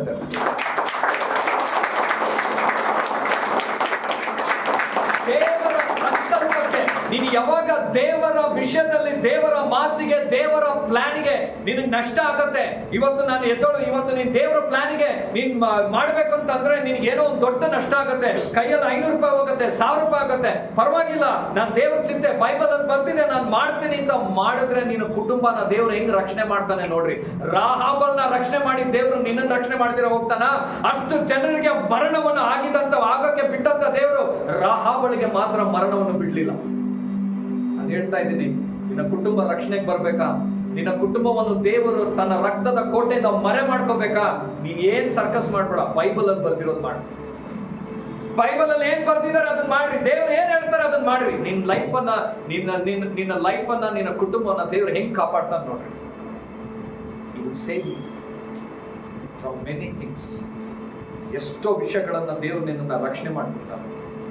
ಆದ್ರೆ ಇವತ್ತು ರಕ್ಷಣೆ ಮಾಡಕ್ ಆಗದೆ ಇರುವಂತವ್ರು ಎಂತ ಕುಟುಂಬಗಳಂದ್ರೆ, those who are not doing according to the Bible. Hallelujah. ನಾನು ಎಷ್ಟು ಕುಟುಂಬಗಳು ನೋಡಿದ್ದೀನಿ, ಎಷ್ಟು ಕುಟುಂಬ ಒಡೆದೋಗಿರೋದು ನಾನು ನೋಡಿದ್ದೀನಿ. ಬ್ರೋಕನ್, ಚಿಲ್ಲಾಪಿಲ್ಲಿ ಆಗ್ತಿದ್ದಾರೆ, ಇವರಲ್ಲಿ, ಅವ್ರಿಲ್ಲಿ, ಇವರಿಲ್ಲಿ. ಏನ್? Because they are not following Bible. ಎಷ್ಟು ತೊಂದರೆಗಳು, ಎಷ್ಟು ಪ್ರಾಬ್ಲಮ್ಸ್ಗಳು. Hallelujah. ಅರ್ಥ ಆಗ್ತದೆ ಪ್ರಿಯ ಸಹೋದರ ಸಹೋದರರೇ. ಆದ ಕಾರಣ ನಾವು ಸಹ ಹಾಗೆ ಇರದೇ ಇರುವಂತೆ ದೇವರಲ್ಲಿ ನಾವು ನಡೆಯುವಂತೆ. Hallelujah. ನೋಡ್ರಿ ನಾವು ಒಂದು ವಾಕ್ಯ ಓದೋಣ. ಧರ್ಮೋಪದೇಶ ಕಾಂಡ 9ನೇ ಅಧ್ಯಾಯದಲ್ಲಿ 7ನೇ ವಚನ. ಧರ್ಮೋಪದೇಶ ಕಾಂಡ. ನೀವು ಹಾ. ಅರಣ್ಯದಲ್ಲಿ ಹಾ. ನಿಮ್ಮ ದೇವರಾದ ಯೆಹೋವನಿಗೆ ಹಾ. ಕೋಪ ಹುಟ್ಟಿಸಿದ್ದನ್ನು ಹಾ. ನೆನಪು ಮಾಡಿಕೊಳ್ಳಿರಿ, ಹಾ. ಅದನ್ನು ಮರೆಯಬೇಡಿರಿ. ಹಾ. ನೀವು ಐಗುಪ್ತ ದೇಶವನ್ನು ಬಿಟ್ಟಂದಿನಿಂದ ಹಾ. ಈ ಸ್ಥಳಕ್ಕೆ ಬಂದ ಹಾ. ದಿನದವರೆಗೂ ಹಾ. ಯೆಹೋವನ ಆಜ್ಞೆಗಳನ್ನು ಹಾ. ಧಿಕ್ಕರಿಸುವವರಾಗಿದ್ದೀರಿ. ಅಂದ್ರೆ ಯೆಹೋವನ ಆಜ್ಞೆಗಳನ್ನು ಅವ್ರು ಪಾಲನೆ ಮಾಡಿಲ್ಲ. ಯಾವಾಗಿಂದ? ಐಗುಪ್ತ ದೇಶದಿಂದ ಅವ್ರು ಹೊರ ಬಂದಾಗ. ಅವಾಗ ಏನಾಗ್ತಾ ಇತ್ತಂದ್ರೆ ದೇವ್ರ ಕೋಪ ಬರ್ತಾ ಇತ್ತು. ನೀನು ಯಾವಾಗೆಲ್ಲ ದೇವರ ಆಜ್ಞೆ ಪ್ರಕಾರ ನಡೆಯಲ್ಲ, ಯಾವಾಗೆಲ್ಲ ದೇವ್ರಿಗೆ ಅವಿಧೇಯರಾಗ್ತಿರಲ್ಲ, ಅವಾಗೆಲ್ಲ ದೇವ್ರಿಗೆ ನಿಮ್ಮ ಮೇಲೆ ಒಂದು ಕೋಪ ಬರುತ್ತೆ. Hallelujah, hallelujah. ಮತ್ತೆ 12ನೇ ವಚನ ಓದ್ರಿ. ನೀನು ಐಗುಪ್ತ ದೇಶದಿಂದ ಕರಕೊಂಡು ಬಂದ ನಿನ್ನ ಜನರು ಕೆಟ್ಟು ಹೋದರು. ನಾನು ಅವರಿಗೆ ಆಜ್ಞಾಪಿಸಿದ ಮಾರ್ಗವನ್ನು ಅವರು ಬೇಗನೆ ಬಿಟ್ಟು ದೇವರು ಆರಿಸಿದ ಎಲ್ಲರೂ ಲೇಟ್ ಆಗ್ಬಿಟ್ರೆ ನಾವು ಮಾತ್ರ ಸಭೆಗೆ ಬರೋರು ದೇವ್ರ ಮಕ್ಕಳು ಮಾತ್ರ ಬೇಗ ಅವ್ರಿಗೆ ಅವಿಧೇಯರಾಗ್ತೀವಿ. ಬೇಗ we will never obeying fast. ಆಮೇಲೆ ಬೇಗನೆ ಬಿಟ್ಟು ಹೋಗಿ ತಮಗೆ ಲೋಹ ವಿಗ್ರಹವನ್ನು ಮಾಡಿಕೊಂಡಿದ್ದಾರೆ ಎಂದು ಹೇಳಿದನು. ಅದಲ್ಲದೆ ಆತನು ನನಗೆ ಈ ಜನರ ಸ್ವಭಾವಗಳನ್ನು ನಾನು ನೋಡುತ್ತಾ ಬಂದಿದ್ದೇನೆ, ಇವರು ನನ್ನ ಆಜ್ಞೆಗೆ ಒಳಗಾಗದವರು. ದೇವರು ನಿಮ್ಮನ್ನು ನೋಡ್ತಾ ಬರ್ತಾ ಇದ್ದಾರೆ. ಹಲ್ಲೆಲೂಯಾ. ನೀನ್ ಮಾಡೋ ಪ್ರತಿಯೊಂದು, ಇವತ್ತು ಬೆಳಗ್ಗೆ ಎದ್ದು ಏನ್ ಮಾಡಿದೆ, ಯಾರ ಹತ್ರ ಮಾತಾಡ್ದೆ, ನೀನ್ ಏನೇನ್ ರೀತಿ ಮಾತಾಡ್ದೆ, ನಿನ್ ಆಲೋಚನೆ ಏನು, ನಿನ್ ಚಿಂತೆ ಏನು, ನೀನ್ ಕರೆಕ್ಟ್ ಆಗಿ ದೇವ್ರ ಚಿಂತೆಯಲ್ಲಿ ಪ್ರತಿಯೊಂದು ಗಾಡ್ ಇಸ್ ನೋಟಿಸಿಂಗ್. ನೀವು ಅನ್ಕೊಂಡಿರ್ಬೋದು ನಾನೇನೋ ಜೀವನ ಮಾಡ್ತಾ ಇದ್ದೀನಿ ಆರಾಮಾಗಿ, ಯಾರಿಗೂ ಗೊತ್ತಿಲ್ಲ, ಯಾರು ನೋಡಲ್ಲ. Everything your god is watching. ಇವತ್ತು ಇಲ್ಲಿ ಸಭೆ ಕೂತ್ಕೊಂಡು ನೀನ್ ದೇವರಿಗೆ ಮಾತಿಗೆ ಎಷ್ಟು ಬೆಲೆ ಕೊಡ್ತಾ ಇದೀಯ ಅಂತಾನು ದೇವ್ರು ನೋಡ್ತಾ ಇದ್ದಾರೆ. ನೀನು ಕೆಲಸಕ್ಕೆ ಹೋದಾಗ ಕೆಲಸದಲ್ಲಿ ನೀನು ಯಾವ ರೀತಿ ಬೆಲೆ ಕೊಡ್ತಾ ಇದೀಯ ಅಂತಾನು ದೇವ್ರು ನೋಡ್ತಾ ಇರ್ತಾರೆ. ಹಲ್ಲೆಲೂಯಾ. ಆಮೇಲೆ ಮುಂದಕ್ಕೆ ಹೋಗ್ರಿ. ಆಜ್ಞೆಗೆ ಒಳಗಾಗದವರು ಬಿಡು, ನಾನು ಅವರನ್ನು ನಾಶ ಮಾಡಿ ಅವರ ಹೆಸರನ್ನು ಭೂಮಿಯ ಮೇಲೆ ಉಳಿಯದಂತೆ ಮಾಡುವೆನು. ಹಲ್ಲೆಲೂಯಾ. ದೇವರು ಅವ್ರ ಮೇಲೆ ಎಷ್ಟು ಕೋಪಗೊಂಡ್ರಂತೆ, ಅವ್ರನ್ನ ಪೂರ್ತಿಯಾಗಿ ನಾನು ನಾಶನೇ ಮಾಡ್ಬಿಡ್ತೀನಿ ಅಂತ. ಏನ್ ಮಾಡ್ತೀನಿ? ಹಲ್ಲೆಲೂಯಾ. ನೀವು ಯೋಚನೆ ಮಾಡ್ರಿ, ನಮ್ಮ ಲೈಫನ್ನ ದೇವರು ಇಷ್ಟೆಲ್ಲ ನಾವು ದೇವ್ರು ನಂಬಿ ದೇವ್ರ ಜೊತೆ ಇದ್ದು ನಾನು ಬ್ಯಾಪ್ಟಿಸಮ್ ತಗೊಂಡಿದ್ದೀನಿ, ಯೇಸು ಸ್ವಾಮಿ ಒಳ್ಳೆಯವರು, ದೇವ್ರು ನಂಬ್ರಿ ಅಂತ ನೀವು ಇನ್ನೊಬ್ರಿಗೆ ಹೇಳಿ ನಿಮಗೆ ಒಂದು ನಾಶನ ಬಿಡುಗಡೆ ಆದ್ರೆ ನಿಮ್ಮ ಲೈಫ್ ಹೇಗೆ ಏನಾಗ್ತದೆ? ಹಲ್ಲೆಲೂಯಾ. ಅದೇ ಅಧ್ಯಾಯದಲ್ಲಿ 23-24 ಓದೋಣ ಬೇಗ. ಅದಲ್ಲದೆ ಕಾದೇಶ್ ಬರ್ನೇಬೆಯಲ್ಲಿ ಯೆಹೋವನು ನಿಮಗೆ ಬೆಟ್ಟದ ಸೀಮೆಯನ್ನು ಹತ್ತಿ ನಾನು ನಿಮಗೆ ಕೊಟ್ಟಿರುವ ದೇಶವನ್ನು ಸ್ವಾಧೀನ ಮಾಡಿಕೊಳ್ಳಿರಿ ಎಂದು ಅಪ್ಪಣೆ ಕೊಟ್ಟಾಗಲೂ ನೀವು ನಿಮ್ಮ ದೇವರಾದ ಯೆಹೋವನ ಆ ಆಜ್ಞೆಯನ್ನು ಧಿಕ್ಕರಿಸಿ ಆತನನ್ನು ನಂಬದೆ ಆತನ ಮಾತನ್ನು ಅಲಕ್ಷ್ಯ ಮಾಡಿರಿ. ನೋಡ್ರಿ, ನೀವು ಯಾವಾಗ ದೇವರ ಮಾತನ್ನು ಅವಿಧೇಯರಾಗ್ತಿರಲ್ಲ, 2 ವಿಷಯಗಳು ದೇವರು ನೋಡ್ತಾರೆ. ಒಂದು, ದೇವರ ಮಾತನ್ನು ಕೇಳದೆ ಇರೋಂಗೆ, ಏನು, ದೇವರ ಮಾತನ್ನು ಧಿಕ್ಕರಿಸಿ ನಂಬದೆ, ನಂಬಿಕೆ ಇಲ್ಲ ನಿಮಗೆ ದೇವ್ರ ಮೇಲೆ ಅಂತ ಗೊತ್ತಾಗತ್ತೆ. ದೇವರಿಗೆ ಅವಿಧೇಯರಾಯ್ತಂದ್ರೆ. 2ನೇದಾಗಿ ನೀವು ಅಲಕ್ಷ್ಯ ಮಾಡ್ತಾ ಇದ್ದೀರಾ ಅಂತ ಆಗ್ತದೆ. ಮತ್ತೆ ಹೇಳಿದ್ರೆ ನೀವು ಮಾಡ್ಬಿಡ್ಬೇಕು. ಏನ್ ಮಾಡ್ಬೇಕು? ದೇವ್ರ ಒಂದು ಮಾತು ಹೇಳಿದ್ರೆ ಮಾಡ್ಬೇಕು. ಇದನ್ನ ಮಾಡ್ರಪ್ಪ, ಮುಗಿದ ಕತೆ. ಏನು ಎಷ್ಟು ನಷ್ಟ ಆಗ್ಲಿ ಡೋಂಟ್ ಕೇರ್, ಎಷ್ಟು ಲಾಸ್ ಆಗ್ಲಿ ಡೋಂಟ್ ಕೇರ್, ನಾನು ಮಾಡ್ತೀನಿ ಸ್ವಾಮಿ. Hallelujah. Just to the voice of God. ನೀನು ಹೇಳಿದ್ರೆ ನಾನು ಮಾಡ್ತೀನಿ. ನೀನು ಹೇಳಿದ ತಕ್ಷಣ ನಾನೊಂದು ಕಡೆ ಒಂದು ಊರಿಗೆ ಹೋಗಿದ್ದೆ, ರಾಣಿಬೆನ್ನೂರು ಅಂತ ಒಂದು ಸ್ಥಳಕ್ಕೆ. ಅಲ್ಲಿ ಹೋದಾಗ ನಾನೊಬ್ರು ಮನೇಲಿದ್ದೆ. ಈಗಲ್ಲ, ಸೇವೆ ಸ್ಟಾರ್ಟಿಂಗ್ ಅಲ್ಲಿ. ಈಗ ಚರ್ಚ್ ಇದೆ, ಅವಾಗ ನನಗೆ ಚರ್ಚ್ ಇರಲಿಲ್ಲ. ನಾನು ಇವ್ಯಾಂಜಲಿಸ್ಟ್ ಆಗಿ ಮಾಡ್ತಾ ಇದ್ದೆ. ಚಂದ್ರಾಲೇಔಟ್ ವಿಜಯನಗರಲ್ಲಿ ಇದ್ಕೊಂಡು ಇವ್ಯಾಂಜಲಿಸ್ಟ್ ಆಗಿ ಸೇವೆ ಮಾಡ್ತಾ ಇದ್ದೆ. ಅವಾಗ ಏನಾಯ್ತು ಅಂದ್ರೆ, ಒಂದು ಮನೆಗೆ ಕರ್ಕೊಂಡು ಹೋದ್ರು ರಾಣಿಬೆನ್ನೂರು. ಆ ರಾಣಿಬೆನ್ನೂರ್ಗೆ ಹೋದಾಗ ಅಲ್ಲೊಂದು ಸ್ತ್ರೀ ನೋಡಿದೆ. ಅವರು ಸೇವೆ ಮಾಡ್ತಾ ಇದ್ದಾರೆ, ಗಂಡ ಇಲ್ಲ ಅವ್ರಿಗೆ, ಒಬ್ಬಂಟಿಗರಾಗಿದ್ದಾರೆ. ಅವ್ರು ಸೇವೆ ಮಾಡೋದು ನೋಡಿ ಅವ್ರಿಗೆ ಮಾತಾಡ್ತಾ ಅವರು ಹೇಳಿದ್ರು, ಪಾಸ್ಟ್ರೇ ನನಗೆ ಇಲ್ಲಿ ಬಾಡಿಗೆ ಕಟ್ಟಕ್ ಆಗ್ತಾ ಇಲ್ಲ, ಸೇವೆ ಮಾಡಬೇಕು, ಪ್ರೇಯರ್ ನಡೆಸ್ತಾ ಇದ್ದೀನಿ. ನನಗೇನು ಅನ್ನಿಸ್ಲಿಲ್ಲ, ನನ್ನ ಪಾಡಿಗೆ ನಾನು ಸುಮ್ಮನೆ ಇದೆ. ಸಡನ್ ಆಗಿ ದೇವರ ಆತ್ಮನ ಬಂದು ಹೇಳಿದ್ರು, ಅವ್ರು ಬಾಡಿಗೆ ಕಟ್ತೀನಿ ಅಂತ ಹೇಳಿ. ನನ್ನ ಬಾಡಿಗೆ ಕಟ್ಟಕ್ಕೆ ನನಗೆ ಕಷ್ಟ ಆಗ್ತಾ ಇದೆ. ನನ್ನ ಬಾಡಿಗೆ 5,000 ಕಟ್ಟು ನೀನು. ನಾನಂದ್ರೆ ನನಗೆ ಯೋಚನೆ, ನಾನೇನು ಕಟ್ಟೋದು, ನನ್ನ ಬಾಡಿಗೆಗೆ ಒದ್ದಾಡ್ತಾ ಇದ್ದೀನಿ ಸ್ವಾಮಿ. ಈಗ ನೀನು ಏನಾದರೂ ಕಾಣಿಕೆ ಕೊಟ್ರೆ ನಾನು ಮನೆಗೆ ಹೋಗಿ ಬಾಡಿಗೆ ಕಟ್ಟಬೇಕು. ಇವ್ರ ಬಾಡಿಗೆ ನಾನು ಹೆಂಗೆ ಒಪ್ಕೊಂಡ್ಲಿ? ನಿಮ್ದು ಎಷ್ಟಮ್ಮ ಬಾಡಿಗೆ ಅಂತಂದ್ರೆ 2,500. ಎಷ್ಟು? 2,500. ನಾನೇನು ಮಾತಾಡಲಿಲ್ಲ. 2ನೇ ಸತಿ ನಾನು ಈಚೆ ಬರ್ತಾ ಇದ್ದಾಗ ಮತ್ತೆ ಹೇಳಿದ್ರು ದೇವರು, ಹೇಳು ನಾನು ಬಾಡಿಗೆ ಕಟ್ತೀನಿ ಅಂತ ಹೇಳು ಅಂತ. ಆಗ್ಲೂ ನನ್ನಲ್ಲಿ ಧೈರ್ಯ ಬಂದಿಲ್ಲ. ಹೊರಗಡೆ ಬಂದ್ಬಿಟ್ಟೆ. ಗಾಡಿಯಲ್ಲಿ ಹೋಗ್ತಾ ಇದ್ದಾಗ ಮತ್ತೆ ಹೇಳಿದ್ರು, ನೀನು ಅವ್ರು ಬಾಡಿಗೆ ಕೊಡ್ತೀನಿ ಅಂತ ಹೇಳು, ನಾನು ನಿನಗೆ ಸಹಾಯ ಮಾಡ್ತೀನಿ ಅಂತ ಹೇಳಿ. ಏನ್ ಮಾಡೋದು ಸರಿ ಹೇಳ್ಬಿಟ್ಟೆ. ಮೂರನೇದಾಗಿ ಟ್ರೈನ್ ಅಂತ ಮುಂಚೆ ಹೇಳಿದೆ, ಬ್ರದರ್ ಆ ಸಿಸ್ಟರ್ ಇದಾರಲ್ಲ ಅವ್ರು ನಾನು ಪ್ರತಿ ತಿಂಗಳು ಬಾಡಿಗೆ ಕಟ್ತೀನಿ ಅಂತ ಹೇಳ್ಬಿಟ್ಟು. ಹೆಂಗ್ ಕಟ್ತೀನಿ ಗೊತ್ತಿಲ್ಲ, ನಮಗೆ ಪಕ್ಕ ಸ್ಯಾಲ್ರಿ ಇಲ್ಲ, ನಮಗೆ ಯಾರು ಕೊಡೋರಿಲ್ಲ, ಎಂಥದ್ದು ಇಲ್ಲ, ಹೆಂಗ್ ಕಟ್ತೀನಿ? ಸರಿ ದೇವ್ರು ಹೇಳಿದಾರೆ ಮಾಡ್ಬಿಡ್ತೀನಿ. ಫಸ್ಟ್ ತಿಂಗಳು ಬಾಡಿಗೆ ಕೊಡ್ಬೇಕು, ಮುಂದಿನ ತಿಂಗಳು ಬಂದ್ಬಿಟ್ಟಿದ್ದಾರೆ. ನಾನು ಅವ್ರಿಗೆ ಬಾಡಿಗೆ ಕೊಡ್ಬೇಕು, ಕೊಡ್ಲಿಲ್ಲ ಅಂತಂದ್ರೆ ದೇವ್ರ ಮಾತಿಗೆ ಮೋಸ ಮಾಡ್ದಂಗೆ ಆಗ್ತೀನಿ. ಏನ್ ಮಾಡೋದು ಗೊತ್ತಿಲ್ಲ. ಕರೆಕ್ಟ್ ಆಗಿ 2,500 ಬಂದಿದೆ. ಕರೆಕ್ಟ್ ಆಗಿ 2,500 ಬಂದಿದೆ. ನನ್ನ ಬಾಡಿಗೆ 5,500. ನಮ್ಮ ಮನೇಲಿ 5,500 ನಮ್ಮ ಬಾಡಿಗೆ. ನಾನು ಥಿಂಕ್ ಮಾಡ್ತಾ ಇದ್ದೀನಿ, ಆಲ್ರೆಡಿ 9ನೇ ತಾರೀಕು ನನ್ನ ಬಾಡಿಗೆ ನಾನು 10ನೇ ತಾರೀಕು ಕೊಡಬೇಕು. ಮ್ಯಾಕ್ಸಿಮಮ್ ಅಂದ್ರೆ ಒಂದು 3 ದಿನ ಟೈಮ್ ಕೊಡ್ತಾನೆ ಓನರ್, ಅದಕ್ಕೆ ಮೇಲೆ ಕೊಡಲ್ಲ. ಏನ್ ಮಾಡೋದು? ನಾನು ಮೈಂಡಲ್ಲಿ, ಸ್ವಾಮಿ ನೀನ್ ಹೆಂಗೂ ಕೊಡ್ತೀನಿ ಅಂದಿದ್ಯಾ, ಫಸ್ಟ್ ನಾನು ಬಾಡಿಗೆ ಕಟ್ಬಿಡ್ತೀನಿ, ನೆಕ್ಸ್ಟ್ ಬರೋದು ಅವ್ರ ಬಾಡಿಗೆ ಕಟ್ಬಿಡ್ತೀನಿ. ಹೃದಯದಲ್ಲಿ ಹೇಳ್ತಾ ಇದೆ, ಫಸ್ಟ್ ಅವ್ರ ಬಾಡಿಗೆ ಕಟ್ಟು, ನಿಂದು ನಾನು ನೋಡ್ತೀನಿ. ಏನ್ ಮಾಡೋದು ಗೊತ್ತಿಲ್ಲ. ಸೀದಾ ಹೋಗ್ಬಿಟ್ಟು ಅಲ್ಲೊಂದು ಹೋಟ್ಲ್ ಇತ್ತು ಇಲ್ಲಿ ಉಡುಪಿ, ಇಲ್ಲೇ ಡೈರಿ ಸರ್ಕಲ್ ಹತ್ರ. ಅಲ್ಲಿ ಹೋಗಿ ಒಬ್ಬನೇ, ಬೇರೆ ಯಾರು ಇಲ್ಲ, ನಾನು ಒಬ್ಬನೇ ಹೋಗಿ ಕೂತ್ಕೊಂಡು, ನಾನು ಯಾವತ್ತೂ ಒಬ್ಬನೇ ಹೋಗಲ್ಲ ನಾನು ಕಾಫಿ ಕುಡಿಯೋಕ್ಕೆ. ಒಬ್ಬನೇ ಹೋಗಿ ಕೂತ್ಕೊಂಡು ಒಂದು ಕಾಫಿ ತಗೊಂಡು ಕುಡಿತಾ ಇದ್ದೀನಿ. ಒಳಗಡೆ ಹೋರಾಟ, ಕಾಫಿ ಕುಡಿತಾ ಇದ್ದೀನಿ ಒಳಗಡೆ. ಕೊಡೋದ ಬೇಡ ಸ್ವಾಮಿ, ನಾನು ಏನು ಮಾಡಲಿ? ಕೊಟ್ಬಿಟ್ಟು ನಾನು ಹೆಂಡತಿ ಹತ್ರ ಹೋಗಿ ಹೇಳಿದ್ರೆ ಅವಳೇನಂತಾಳೋ ಗೊತ್ತಿಲ್ಲ. ಬಾಡಿಗೆ ಕಟ್ಟೋದು ಬಿಟ್ಬಿಟ್ರೆ ಹೆಂಗ್ರಿ ಎತ್ಕೊಂಡಾಗ ಅವ್ರಿಗೆ ಕೊಟ್ಬಿಡ್ರಿ, ನಮಗೆ ಕಷ್ಟ ಇದೆ ಅಂತಂದ್ರೆ ಏನು ಮಾಡಲಿ? ಬಹಳ ಆಲೋಚನೆ, ಏನು ಮಾಡೋದು ಗೊತ್ತಿಲ್ಲ. ಆದರೆ ಇಮ್ಮಿಡಿಯೇಟ್ ಆಗಿ ಏನು ಮಾಡಿದೆ, ಅಲ್ಲಿ ಒಬ್ರಿದ್ರು ಬ್ರದರ್ ನಮ್ಮ ಹತ್ರ ಜೊತೆಗಿದ್ದು, ಅವ್ರು ಫೋನ್ ಮಾಡಿಬಿಟ್ಟು ಹೇಳಿದೆ, ಬ್ರದರ್ ಈ ಥರ ನೀವು ಎಲ್ಲಿದ್ದೀರಂದ್ರೆ, ನಾನು ರಾಣಿಬೆನ್ನೂರಲ್ಲಿ. ಸರಿ ಒಂದು ಕೆಲಸ ಮಾಡಿರಿ, ನಾನು ನಿಮ್ಮ ಅಕೌಂಟಿಗೆ ದುಡ್ಡು ಹಾಕ್ತೀನಿ, ನೀವು ಯಾವತ್ತು ಫ್ರೀ ಆಗ್ತೀರಾ ಅಂದರೆ, ನಾನು ಇವತ್ತೇ ಫ್ರೀ ಇದ್ದೀನಿ ಬ್ರದರ್. ಸರಿ ಎತ್ಕೊಂಡೋಗಿ ಅಕೌಂಟಿಗೆ ಕೊಡ್ತೀನಿ, ಹಾಕ್ಬಿಡ್ರಿ ಅವ್ರಿಗೆ, ಎತ್ಕೊಂಡೋಗಿ ಕೊಟ್ಬಿಡ್ರಿ ಅವ್ರಿಗೆ ಅಂತಂದರೆ. ಅವ್ರಂದ್ರು ಸರಿ ಫಾಸ್ಟ್ರೆ ನಾನು ಈಗಲೇ ಹೊರಡ್ತೀನಿ, ಈಗಲೇ ಹಾಕ್ಬಿಡ್ರಿ, ಯಾಕಂದ್ರೆ ನನ್ನ ಬ್ಯಾಂಕಲ್ಲಿ ಕೆಲಸ ಇದೆ ಅಂತ. ಸರಿ ಆಯ್ತಪ್ಪ ಅಂತ ಹೇಳ್ಬಿಟ್ಟು ಕಾಫಿ ಕುಡ್ಕೊಂಡು ಮುಗಿಸ್ಕೊಂಡು ಕೊಟ್ಬಿಟ್ಟೆ. ಏನು ಮಾಡೋದು ದೇವರೇ, ನೀನೇ ಸಹಾಯ ಮಾಡಬೇಕು, ನೀನೇ ಸಹಾಯ ಮಾಡಬೇಕು, ನೀನು ಹೇಳಿದ್ಯಾ ನಾನು ಮಾಡಿದ್ದೀನಿ, ಇಷ್ಟೇ ಹೇಳ್ತಾ ಇದ್ದೆ. ನಾನು ಹೋಗೋ ಅಷ್ಟರಲ್ಲಿ ಕಾಫಿ ಕುಡಿದು ಇಟ್ಟು ಹೋಗೋ ಅಷ್ಟರಲ್ಲಿ ಗಾಡಿ ಓಡಿಸ್ತಾ ಇದ್ದೀನಿ, ಬ್ಯಾಂಕ್ಗೆ ಹೋಗ್ಬೇಕು ನಾನು ಹಾಕಕ್ಕೆ. ಹೋಗೋ ಅಷ್ಟರಲ್ಲಿ ಒಂದು 5 ಸತಿ ಆ ಅಪ್ಪ ಫೋನ್ ಮಾಡಿದ್ದು. ನಾನು ಏನಪ್ಪ ಈ ಅಪ್ಪ ಇಷ್ಟೊಂದು ಸರಿ ಫೋನ್ ಮಾಡ್ತಾ ಇದ್ದಾನಲ್ಲ ಅಂತ ಹೇಳ್ಬಿಟ್ಟು ಅವ್ನ ಗಾಡಿಯಲ್ಲಿ ಬ್ಯಾಂಕ್ ಎದುರುಗಡೆ ನಿಲ್ಲಿಸ್ಬಿಟ್ಟು ಅವ್ನಿಗೆ ಹೇಳ್ತಾನೆ, ಏನ್ ಬ್ರದರ್ ಇಷ್ಟು ಸತಿ ಮಾಡ್ತಾ ಇದ್ದೀರಾ? ಇದು ನಿಮ್ಮ ರಾಣಿಬೆನ್ನೂರು ಅಲ್ಲ, ಟ್ರಾಫಿಕ್ ಇಲ್ಲದೆ ಸರ್ರ ಅಂತ ಒಳಗಡೆ ಹೋಗಕ್ಕೆ, ಇದು ಬೆಂಗಳೂರು, ಇದು ಟ್ರಾಫಿಕ್ ಇದೆ, ಸಿಗ್ನಲ್ ಇದೆ, ನಿಧಾನಕ್ಕೆ ಹೋಗ್ಬೇಕು ಅಂತ. ಅಲ್ಲಲ್ಲ ಫಸ್ಟ್ ನೀವು ಹಾಕಿದ್ರೆ ಹಾಕಿಲ್ವಾ? ಅದು ಇನ್ನೂ ಹಾಕಿಲ್ಲಪ್ಪ, ಇನ್ನು ಕೈಯಲ್ಲಿ ಇದ್ದೀನಿ, ಜಸ್ಟ್ ಬ್ಯಾಂಕ್ ಗೇಟ್ ಹತ್ರ ಇದ್ದೀನಿ, ಒಳಗೆ ಹೋಗಿ ಹಾಕ್ಬಿಡ್ತೀನಿ. ಬೇಡ ಬೇಡ ಬೇಡ ಬೇಡ ಇಲ್ಲಿ ಹಾಕ್ಬೇಡ್ರಿ, ನಿಮ್ಗಾಗಿ ಇಲ್ಲಿ ಯಾರೋ ಒಬ್ರು 5,000 ರೂಪಾಯಿ ಕೊಟ್ಟಿದ್ದಾರೆ, ನೀವು 2,500 ರೂಪಾಯಿ ನಾನೇ ನಿಮ್ಗೆ ಹಾಕ್ಬಿಡ್ತೀನಿ, 2,500 ರೂಪಾಯಿ ನಾನು ಅವ್ರಿಗೆ ಕೊಟ್ಬಿಡ್ತೀನಿ. ನಾನು ಕೊಡೋಕ್ಕಿಂತ ಮುಂಚಿತವಾಗ್ಲೇ ನನಗೆ ದೇವ್ರು ಕೊಟ್ಬಿಟ್ರು. ನಾನು ಏನ್ ಮಾಡ್ದೆ ಅಂದ್ರೆ ಮನ್ಸಷ್ಟೇ ಮಾಡ್ದೆ ಕೊಡ್ತೀನಿ ಅಂತ ಹೇಳಿ, ಇನ್ನೂ ಕೊಟ್ಟು ಇಲ್ಲ. ಹೇಳ್ತೀನಿ ಕೇಳ್ರಿ, ದೇವರ ರಾಜ್ಯಕ್ಕಾಗಿ ನೀನು ಯಾವಾಗ ಕೊಡ್ತೀನಿ ಅಂತ ನೀನು ತೀರ್ಮಾನ ಮಾಡ್ಬಿಡ್ತೀಯಲ್ಲ, ನೀನು ಆಶೀರ್ವಾದ ಬಿಡುಗಡೆ ಆಗಬೇಕು. ಎರಡನೇದಾಗಿ ಅಲ್ಲಿ ಮುಖ್ಯವಾಗಿ ಏನು ಅಂತಂದ್ರೆ, ದೇವರ ಸ್ವರಕ್ಕೆ ನಾನು ಕಿವಿ ಕೊಟ್ಟೆ. ಅಲ್ಲಲ್ಲೂಯ್ಯ. ಹಂಗಾಗಿ ನಾನು ಮನೆಗೆ ಹೋಗಿ ಹೇಳಿದಾಗ ನಾನು ಹೆಂಡತಿನೂ ಏನೂ ಬೇಜಾರಾಗಲಿಲ್ಲ, ಪರವಾಗಿಲ್ಲ ಬಿಡ್ರಿ ಅಂತ. ಅಲ್ಲಲ್ಲೂಯ್ಯ. ದೇವರು ಮಾಡಿದಾಗ ಎಲ್ಲ ಸಮಾಧಾನ ಮಾಡ್ತಾರೆ. ಇದು ದೇವರ ಕಾರ್ಯ, ಇದು ದೇವರ ಕಾರ್ಯ.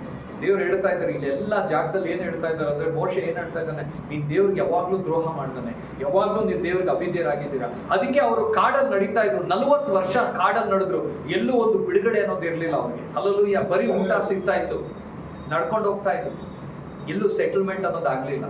ಅವ್ರಿಗೆ ಹೆಚ್ಚಾಗಿ ಕೊಡ್ಲಿಲ್ಲ. ದೇವ್ರು ಎಷ್ಟು ಕೊಟ್ರು ಅವ್ರಿಗೆ? ಈಗ ಮಣ್ಣ ಕೊಡ್ತಾ ಇದ್ರಲ್ಲ, ಎಷ್ಟು ಕೊಟ್ರು ಮಣ್ಣ ಅವ್ರಿಗೆ? ಎಷ್ಟು ಕೊಟ್ರು ಗೊತ್ತಾ ಮಣ್ಣ? ಆ ದಿನಕ್ಕೆ ಎಷ್ಟು ಬೇಕೋ ಅಷ್ಟೇ. ಅದಕ್ಕೆ ಮೇಲೆ ಏನಾದ್ರೂ ತಗೊಂಡ ಅಂದ್ರೆ ಮಣ್ಣಾನೇ ಹಾಳಾಗ್ಬಿಟ್ಟಿರೋದು. ಅಲ್ಲಲ್ಲೂಯ್ಯ. ಇವತ್ತು ನಿಮ್ಮಲ್ಲಿ ನೀವು ದೇವ್ರನ್ನ ಪರೀಕ್ಷಿಸಿ ದೇವರಿಗೆ ಅವಿಧೇಯರಾಗಿರೋದ್ರಿಂದ ನಿಮ್ಗೆ ದೇವ್ರು ಎಕ್ಸ್ಟ್ರಾ ಕೊಡ್ತಾ ಇಲ್ಲ. ಇವಾಗ ನೀನ್ ಬಾಡಿಗೆಗೆ ಎಷ್ಟು ಬೇಕು ಅಷ್ಟೇ ಕೊಡ್ತಾನೆ. ಇವಾಗ ನೀನ್ ರೇಷನ್ಗೆ ಎಷ್ಟು ಬೇಕು ಅಷ್ಟೇ ಕೊಡ್ತಾವ.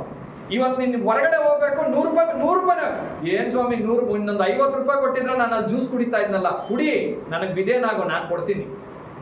ನೀನು ವಿಧೇಯನಾಗದೆ ಇದ್ರೆ ನಿನಗೆ ಎಷ್ಟು ಬರ್ಬೇಕು ಅಷ್ಟೇ ಕೊಡ್ತೀನಿ, ಅದಕ್ಕೆ ಮೇಲೆ ನಾನು ಕೊಡಲ್ಲ. ಅಲ್ಲೆಲ್ಲೂಯ್ಯ. ಕೊಡೋದು ದೇವ್ರೆ, ಆದ್ರೆ ಲಿಮಿಟ್ ಇರ್ತದೆ. ಏನಿರ್ತದೆ? ಚೆನ್ನಾಗಿ ಅರ್ಥ ಮಾಡ್ಕೊಳ್ರಿ. ನೀನು ಯಾವಾಗ ದೇವರ ಆಜ್ಞೆಗಳಿಗೆ ಕೈಕೊಂಡು ನಡೆಯಲು, ಯಾವಾಗ ದೇವರಿಗೆ ಅವಿಧೇಯರಾಗ್ತಿರಲ್ಲ, ಆವಾಗ ನಿನ್ನ ಆಶೀರ್ವಾದಕ್ಕೆ ಒಂದು ಲಿಮಿಟ್ ಇರ್ತಾನೆ ದೇವರು. ಇಷ್ಟೇ, ಇದಕ್ ಮೇಲೆ ನೀನು ಹೋಗ್ಕೊಡ್ದು. ನಿನ್ ಸಂಬಳ ಇಷ್ಟೇ, ಇದಕ್ ಮೇಲೆ ನೀನು ಹೋಗ್ಕೊಡ್ದು. ನಿನ್ ಕೈ ಬರೋದು ಇಷ್ಟೇ, ಇದಕ್ ಮೇಲೆ ನೀನು ಹೋಗ್ಕೊಡ್ದು. ಆದ್ರೆ ಒಂದು ಸತಿ ದೇವ್ರಿಗೆ ವಿಧೇಯರಾಗ್ರಿ, ನಿನ್ನ ಮನೆಯಲ್ಲಿ ಹಣ ಏನಂತಾರೆ ಹಿಂದಿಯಲ್ಲಿ ಪರಮೇಶ್ವರ್ ದೇತ ಚಪ್ಪಡ್ ಪಾಡ್ಕೆ ದೇತ ಅಂತಾರಲ್ಲ, ಆ ರೀತಿ ಸುರಿತಾನೇ ಇರ್ತದೆ. ಸ್ವಾಮಿ ಸಾಕು, ಬಿಡಲ್ಲ, ನಾನು ಕೊಡ್ತಾ ಇದ್ದೀನಿ ತಗೋ. ಅಲ್ಲೂ ನೀನು ಯಾವಾಗ ವಿಧೇಯರಾಗಲಿಕ್ಕೆ ರೆಡಿ ಆಗ್ಬೇಕು. ಪೇತ್ರನು ಹೋಗ್ತಾ ಇರ್ತಾನೆ, ಒಂದು ರಾತ್ರಿ ಎಲ್ಲ ತಿರುಗ್ತಾನೆ, ಒಂದು ಮೀನ್ ಸಿಗಲ್ಲ ರೀ. ಆಮೇಲೆ ಯೇಸು ಸ್ವಾಮಿ ಬರ್ತಾರೆ ಅದೇ ಬೋಟಲ್ಲಿ, ಮಗನೇ ಸ್ವಲ್ಪ ಮುಂದಕ್ಕೆ ಹೋಗು ಅಂತಾರೆ. ಅಲ್ಲೆಲೂಯ್ಯ, ಸ್ವಲ್ಪ ಮುಂದಕ್ಕೆ ಹೋಗು. ಈಗ ಅವಾಗಷ್ಟೇ ನೀವು ಕೆಲಸದಿಂದ ಬಂದಿರ್ತೀರ, ರಾತ್ರಿ ಟಯರ್ಡ್ ಆಗಿರ್ತೀರ, ಫೋನ್ ಮಾಡ್ಬಿಟ್ಟು ಬ್ರದರ್ ಸ್ವಲ್ಪ ನಮ್ಮ ಮನೆಗೆ ಬರ್ರಿ ಅಂದ್ರೆ, ಬ್ರದರ್ ಈಗಲೇ ಬರ್ಬೇಕಾ, ನಾನು ಈಗಷ್ಟೇ ಬಂದೆ ಬ್ರದರ್, ಬೆಳಗ್ಗೆ ಬಂದ್ರೆ ಆಗತ್ತಾ ಹೇಳ್ತೀವ ಹೇಳಲ್ವ? ಆದ್ರೆ ಪೇತ್ರನ ಒಂದು ಮಾತು ಹೇಳಿಲ್ಲ. ಯಾಕಂದ್ರೆ ಅವನು ಇಡೀ ರಾತ್ರಿ ಮೀನ್ ಹಿಡಿಯೋಕ್ ಹೋಗಿದ್ದ, ಮೀನ್ ಸಿಕ್ಲಿಲ್ಲ, ಕಷ್ಟಪಟ್ಟವನೆ, ಪ್ರಯಾಸ ಪಟ್ಟವನೆ, ಮೀನ್ ಸಿಕ್ಲಿಲ್ಲ. ಆದ್ರೂ ಅದೇ ರಾತ್ರಿ ದೇವ್ರು ಬಂದು ಹೇಳ್ತಾ ಇದ್ದಾರೆ, ನಡಿ ಹೋಗು ಮುಂದಕ್ಕೆ ಅಂದ್ರೆ, ಹೌದಾ ಸ್ವಾಮಿ ನಡಿ ಹೋಗ್ತೀನಿ ನಾನು. ಅವ್ನು ಪ್ರಯಾಸ, ಅವ್ನು ಬೇಜಾರ್ ಮಾಡ್ಕೊಂಡಿಲ್ಲ. ಅಯ್ಯೋ ನನಗೆ ಒಂದ್ ನೈಟ್ ಎಲ್ಲ ಹೋಗ್ ಬಂದು ಏನು ಸಿಕ್ಲಿಲ್ಲ, ಮತ್ತೆ ಈ ಪುಣ್ಯಾತ್ಮ ಅಲ್ಲಿವರೆಗೂ ಕರ್ಕೊಂಡು ಹೋಗ್ತಾ ಇದ್ದಾನೆ ಅಂತ ಗುಣಗುಟ್ಲಿಲ್ಲ, ಅಂತ ಮರ್ಮರ್ ಮಾಡಿಲ್ಲ. ಸರಿ ನಡಿ ಹೋಗೋಣ. ಅಲ್ಲಿಗೆ ಹೋದ್ಮೇಲೆ ದೇವ್ರು ಹೇಳ್ತಾ ಇದ್ದಾರೆ, ಈಗ ಬಲೆ ಹಾಕು. ಅವಾಗ ಅವ್ನು ಏನಂತ, ಏನಾದ್ರು ಮಾತಾಡೋದು, ನಾವಾಗಿದ್ರೆ ಮಾತಾಡ್ತಾ ಇದ್ವಿ. ನಾವಾಗಿದ್ರೆ ಏನಂತ ಇದ್ವಿ ಗೊತ್ತಾ, ಸ್ವಾಮಿ ನೀನ್ ಕಾರ್ಪೆಂಟರ್ ಮಗ, ನಾನು ಹುಟ್ಟದಾಗಿಂದ ಮೀನ್ ಹಿಡಿಯೋನು, ನನಗೆ ಒಂದ್ ರಾತ್ರಿ ಸಿಕ್ಕಿಲ್ಲ, ಈಗ ನೀನ್ ಹೇಳಿದ್ರೆ ಸಿಕ್ಬಿಡ್ತದ? ಹೌದಾ ಅಲ್ವೇ? ಆದ್ರೆ ಪೇತ್ರನ ಅದೆಲ್ಲ ಮಾಡ್ಲಿಲ್ಲ. ಸ್ವಾಮಿ ನೀನ್ ಹೇಳ್ತಾ ಇದೆಯಾ, ನಾನು ಆಗ್ತಾ ಇದ್ದೆ. ಅದಕ್ಕೆ ಏನ್ ಮಾಡಿದ್ರಂದ್ರೆ, ಒಂದು ಬೋಟ್ ಅಲ್ಲ, 2ನೇ ಬೋಟ್ ತುಂಬುವಷ್ಟು ಮೀನುಗಳು ಅವ್ರು ಕೊಟ್ಟರು. ದೇವರಿಗೆ ನಿನ್ ಪ್ರಯಾಸ ಅಲ್ಲ ಮುಖ್ಯ, ನಿನ್ ವಿಧೇಯತೆನೇ ಮುಖ್ಯ. ಇವತ್ತು ವಿಧೇಯತೆ ಇಲ್ಲದೆ ನೀವು ರಾತ್ರಿ ಹಗಲು ಕಷ್ಟಪಟ್ರು ನಿಮ್ ಕೈಯಲ್ಲಿ ಬರೋದು ಸ್ವಲ್ಪನೇ. ಆದ್ರೆ ವಿಧೇಯತೆಯಲ್ಲಿ ನೀವು ಹೋಗಿ ನೀವು ಬರೀ ಸ್ವಲ್ಪ ಹೊತ್ತು ಕೆಲಸ ಮಾಡಿದ್ರು ನಿಮ್ ಕೈ ತುಂಬಾ ಕೈಯಲ್ಲಿ ಹಣ ನಿಲ್ಲುವಂತೆ ದೇವ್ರು ಮಾಡ್ತಾರೆ. ಬ್ಲೆಸ್ಸಿಂಗ್ಸ್ ನ ದೇವ್ರು ರಿಲೀಸ್ ಮಾಡ್ತಾರೆ. ಹಲ್ಲೆಲೂಯಾ. ಅರ್ಥ ಆಗ್ತದೆ ಪ್ರಿಯ ಸಹೋದರ ಸಹೋದರರೇ? ಅದಕ್ಕೆ ದೇವರು ಆತನನ್ನ ಆಶೀರ್ವಾದ ಮಾಡಕ್ಕೂ ರೆಡಿ ಆಗಿದ್ದಾರೆ, ದೇವರು ಅವರಿಗೆ ಬಿಡುಗಡೆ ಮಾಡಕ್ಕೂ ರೆಡಿ ಆಗಿದ್ದಾರೆ. ಹಲ್ಲೆಲೂಯಾ. ಪ್ರಿಯ ಸಹೋದರ ಸಹೋದರರೇ, ನೀನು ದೇವರ ಆಜ್ಞೆಗಳನ್ನು ಕೈಕೊಂಡ್ರೆ ಏನ್ ನಡೆಯುತ್ತೆ ಅಂತ ಒಂದು 5 ನಿಮಿಷದಲ್ಲಿ ಹೇಳ್ತೀನಿ. ಕೀರ್ತನೆ 112ರಲ್ಲಿ 1, 2, 3 ಬೇಗ. 112ರಲ್ಲಿ 1, 2, 3. ಕೀರ್ತನೆ 112ರಲ್ಲಿ 1, 2, 3. ಎಷ್ಟು ಜನ ಹೇಳ್ತಾ ಇದ್ದೀರಾ ದೇವ್ರು ನನ್ನ ಹತ್ರ ಮಾತಾಡ್ತಾ ಇದ್ದಾರೆ? ಹಲ್ಲೆಲೂಯಾ. ಮತ್ತೆ ಯಾಕೋಬನಿಗೆ ಸ್ತೋತ್ರ. ಯಾವನು ಯೆಹೋವನಲ್ಲಿ ಭಯಭಕ್ತಿಯುಳ್ಳವನಾಗಿ ಆತನ ಆಜ್ಞೆಗಳಲ್ಲಿ ಅತ್ಯಾನಂದ ಪಡುವ. ಯಾವನು ದೇವರಲ್ಲಿ ಭಯಭಕ್ತಿ ಉಳ್ಳವನ, ಚೆನ್ನಾಗಿ ಅರ್ಥ ಮಾಡ್ಕೊಳ್ರಿ, ಯಾರು ದೇವರಿಗೆ ವಿಧೇಯರಾಗ್ತಾರಲ್ಲ ಅವ್ರ ಒಳಗಡೆ ದೇವರಲ್ಲಿ ಭಯಭಕ್ತಿ ಇರ್ತದೆ.